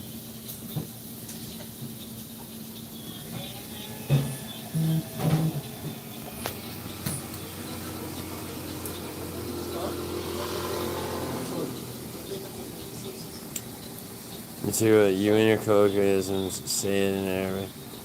Can I give you a shout out? Yeah, Nick. Yo, what's up? What's up, Gabe's cousin, Nick? Hank, you were... Yo, Chrissy, easy. Tell you to stop messaging me. Yo, you said Dead Space MMA wants you to stop messaging. Yeah, he said Dead Space MMA said he'd appreciate it if you stopped constantly messaging him and sending him nudes and shit. Oh no. Okay, I promise I'll stop. Yeah, she'll cut that shit out. Dead Space. Buy a Red Dude. Madison always tries to get me to get energy drinks. She's like, buy a Red Bull. You're low energy. This bitch just made me get this coffee with French.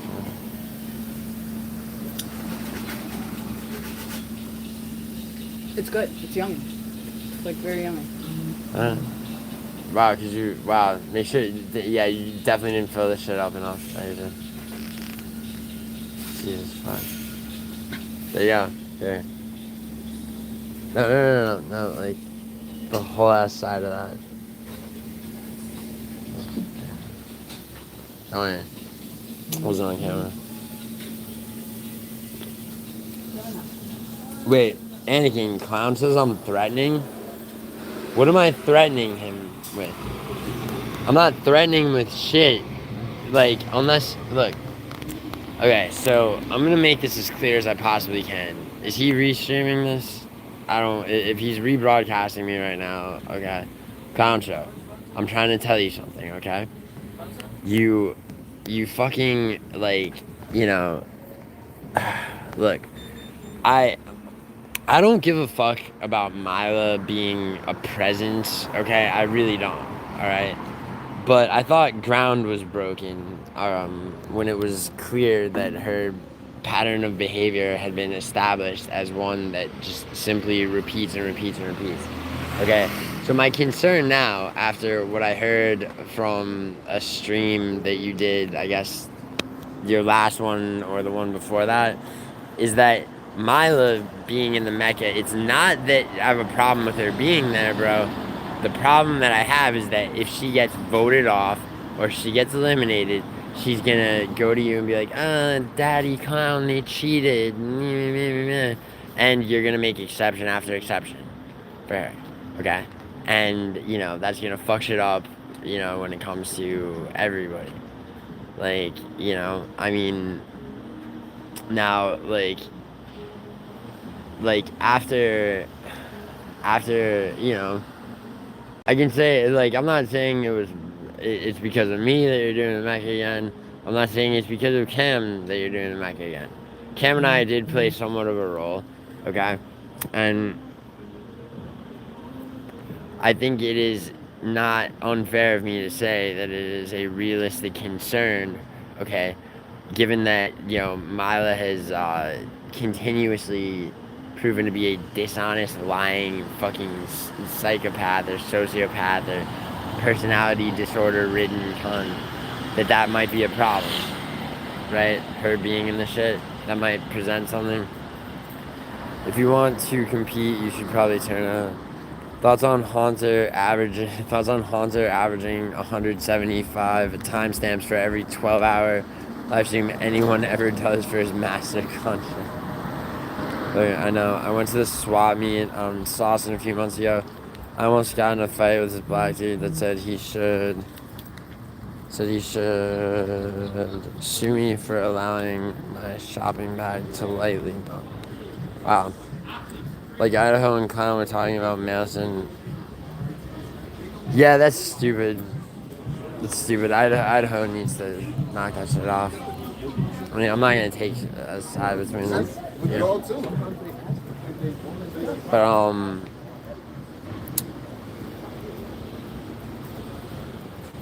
you made me get this. I didn't make you get that. Kind of didn't. I got it. Yeah, I know. But you're making me carry it. You like it. It's so sickly sweet, like it's like fucking. You don't like it? It's okay. If you don't like it, It's not terrible. If I don't like it, then what? then don't drink it. What, like throw like Molotov it? No. Okay. Put it in my fridge, so I'll heat it up tomorrow. Hold on, huh? Oh my god, don't fucking. No, I'm gonna put it down for a second because my fingertips are fucking gonna burn off.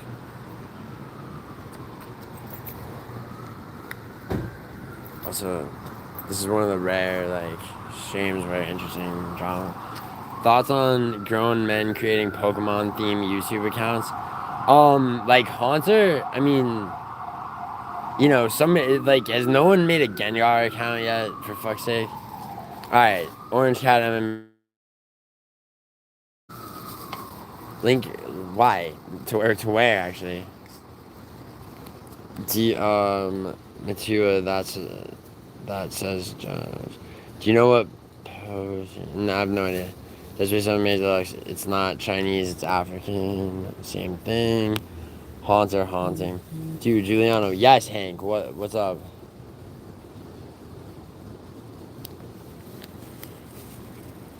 Hank, why are you typing all caps? Dude, Giuliano. Okay, Tua, I'm just talking about Haunter, the Pokemon boy who's contributed nothing to society. See, I like Pokemon Orange Cat. Only the first 2, maybe 3 generations, but still. Right? Like, you got a Totodile in your room, for fuck's sake. Yeah. Yeah. Idaho has Pikachus all over his fucking car and home. Yeah. You know, I like Bulbasaur. I like Kangaskhan. Okay?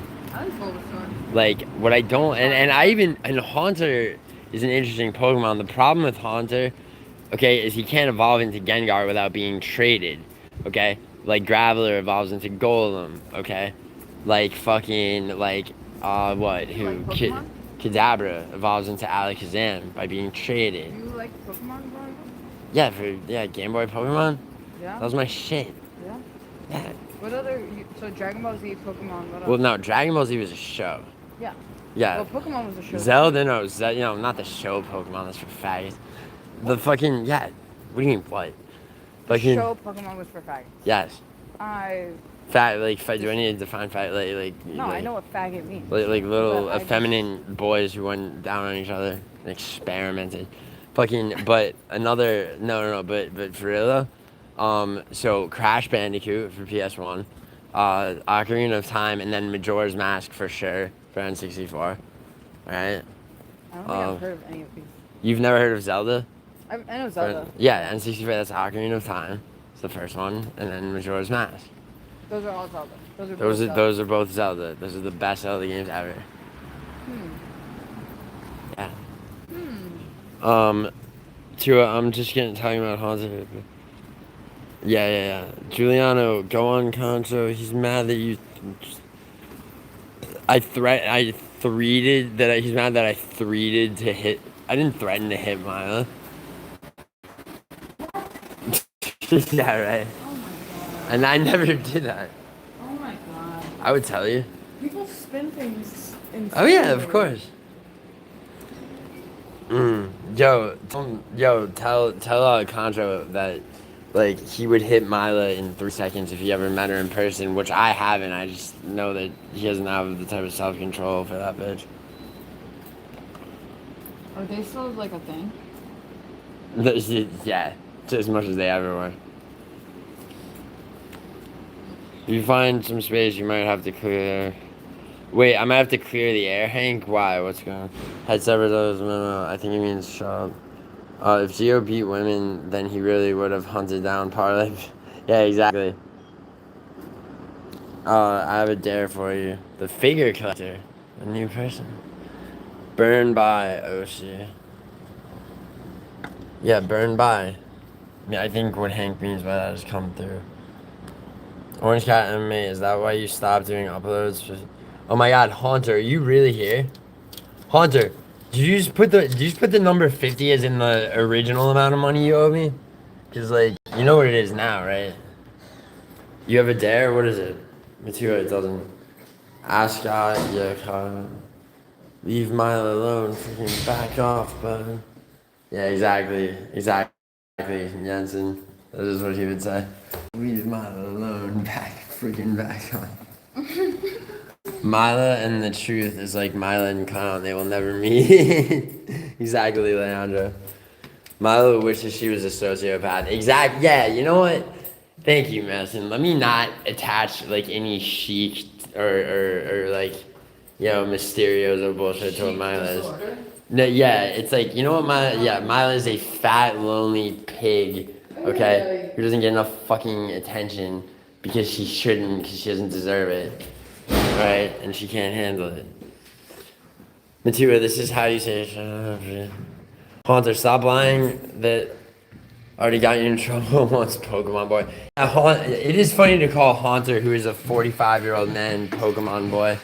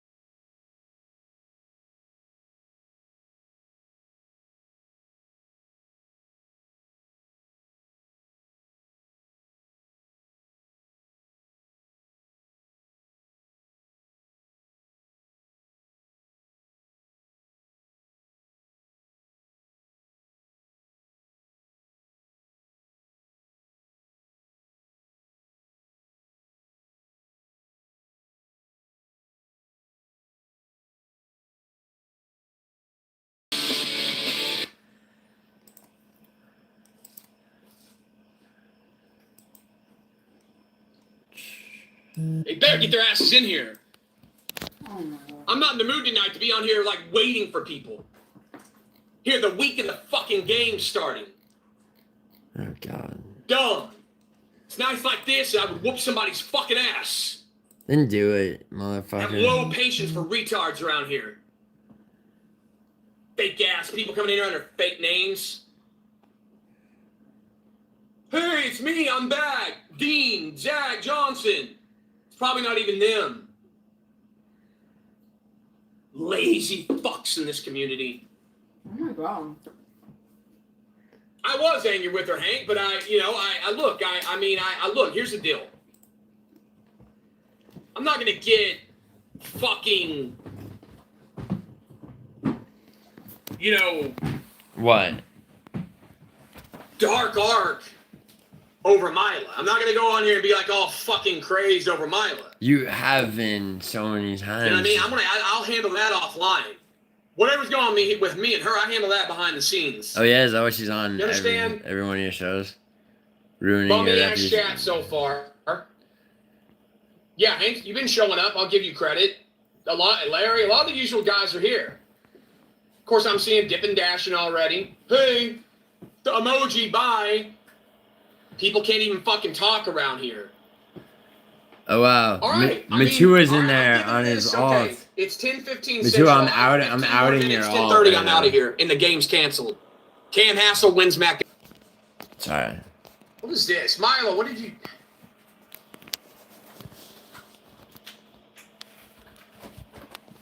Let's see here. I don't know. Did Argenti go live talking shit about me today? Did I? Apparently, he's fired from the Mecca bit. He's out. Oh. You know what? I got the feeling he never wanted to play Mecca. Oh my God, you dumb motherfucker. Do you know the bullshit, you stubborn bastard, that I had to go through just to get you? Apparently, Argenti does not want to play Mecca. I think he just never learns. I think he's looking for a way out because he knows he's going to get eliminated. Mecca? It's like What is this here? it's like basically a Apparently, UFC picks Argenti contest. told a certain guy to keep doing content about me and make money off of me.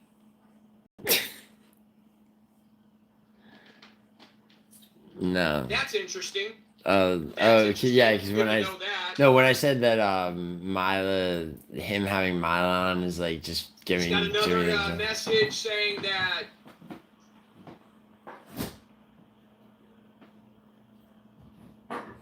Argenti never went live.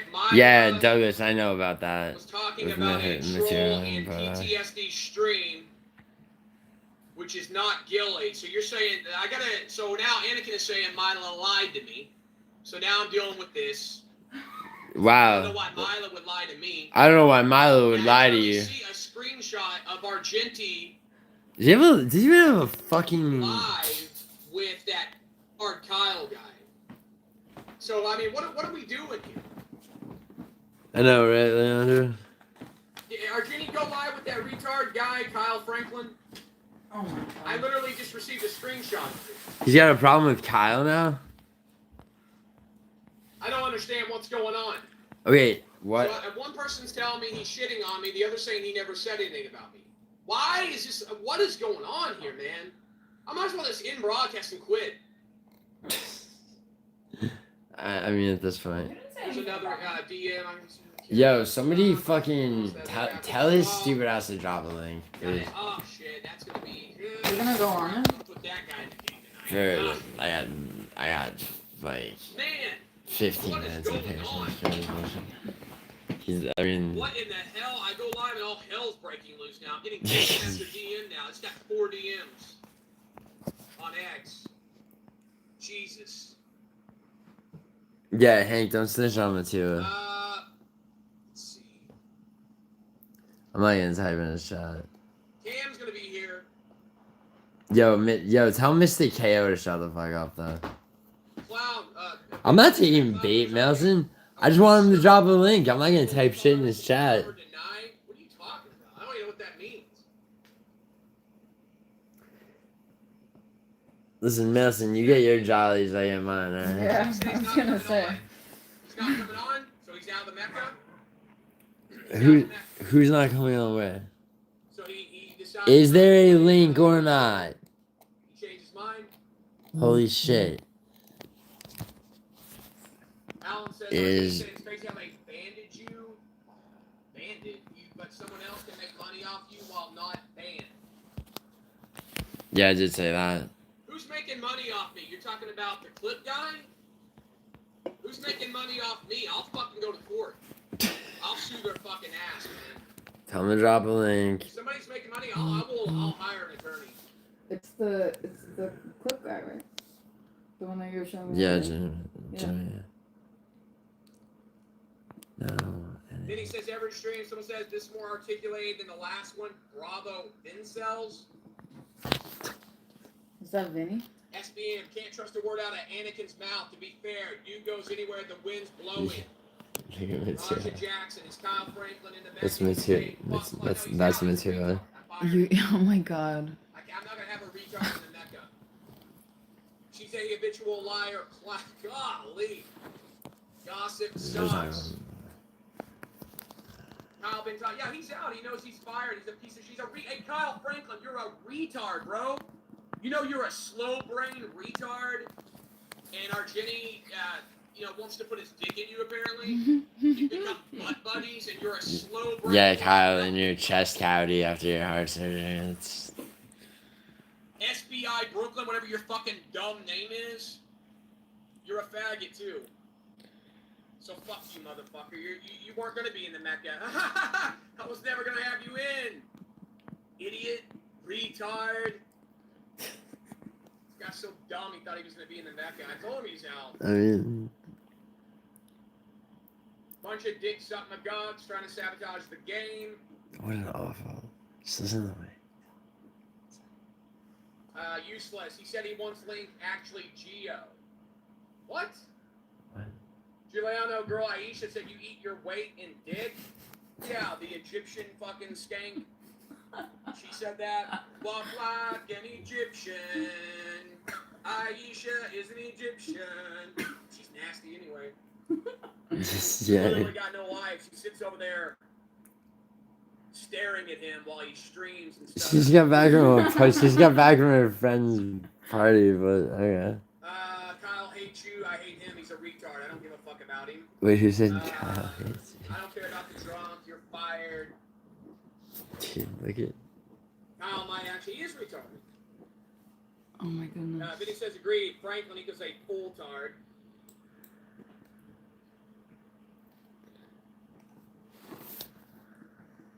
Gio said he wants a link is what I meant. Oh, he said he wants the link? Oh, okay. Yo, Orange Cat, if the second he drops the link, I'm down. But I'm not gonna do it from chat. No, I'm not gonna do it from chat, Juice, man. I'll the second there's a link, I'll fucking do it. Is he sick still? I mean, yo, Argenti, type in the chat, dude. Let me know you're here. Fine. Let me see what you got to say. I'm gonna say drop and Giuliano's link. girlfriend called you an incel virgin. Why is she? Is this a lie? I mean, why would she be talking about me?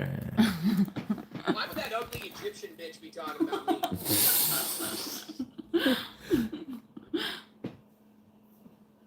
Over it. I don't know who you are. You just got banned. Fuck you. Anybody else want to get banned? Drop. No, he's banning. Don't come. Look. Wait, he asked me Don't come to in say spreading lies. drop If you got link. truth, prove it. Stop with the lying tonight, man. I'm gonna leave at 10:30. This is already annoying the shit out of me. I'm already getting fucking pissed off around here. Alright, that's it. His blood pressure. Someone just said Kyle is an I'll tell Anakin. you what. You know what? Here's the deal. Alright, Ulysses, I just did. I'm gonna give the link to Anakin, and then he can give it to you. Because I don't want to put the link in the main chat. I don't want people trying to. Okay. Alright, that's cool. Then I'll feel bad if I gotta kick them out. Like, I gotta. One at a time right now. You know? One at a fucking time right now. Give me a second. Alright. Yo, Orange Cat, you here? I'll Hey, like. Anakin, check your X. Alright, I got this. Send this to Argenti. Or Jenny. Yeah. Alright. Oh shit! I gotta space it out. It won't let me do that. Or Jenny. I don't want Vinny trying to come in right now.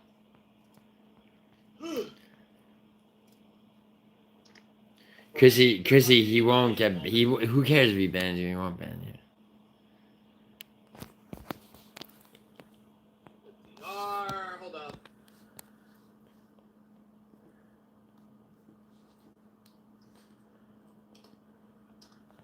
Yo, Anakin, send that to him. Yeah. From Cake? Here. Finally we get some people in here. What is this? Remember you have ginger skin and nose? Readers to other What shows. are you talking about? Is he talking to me or somebody else? What? Simon Sorry. Tag. Ladies and gentlemen. Alright, Anakin sent me this.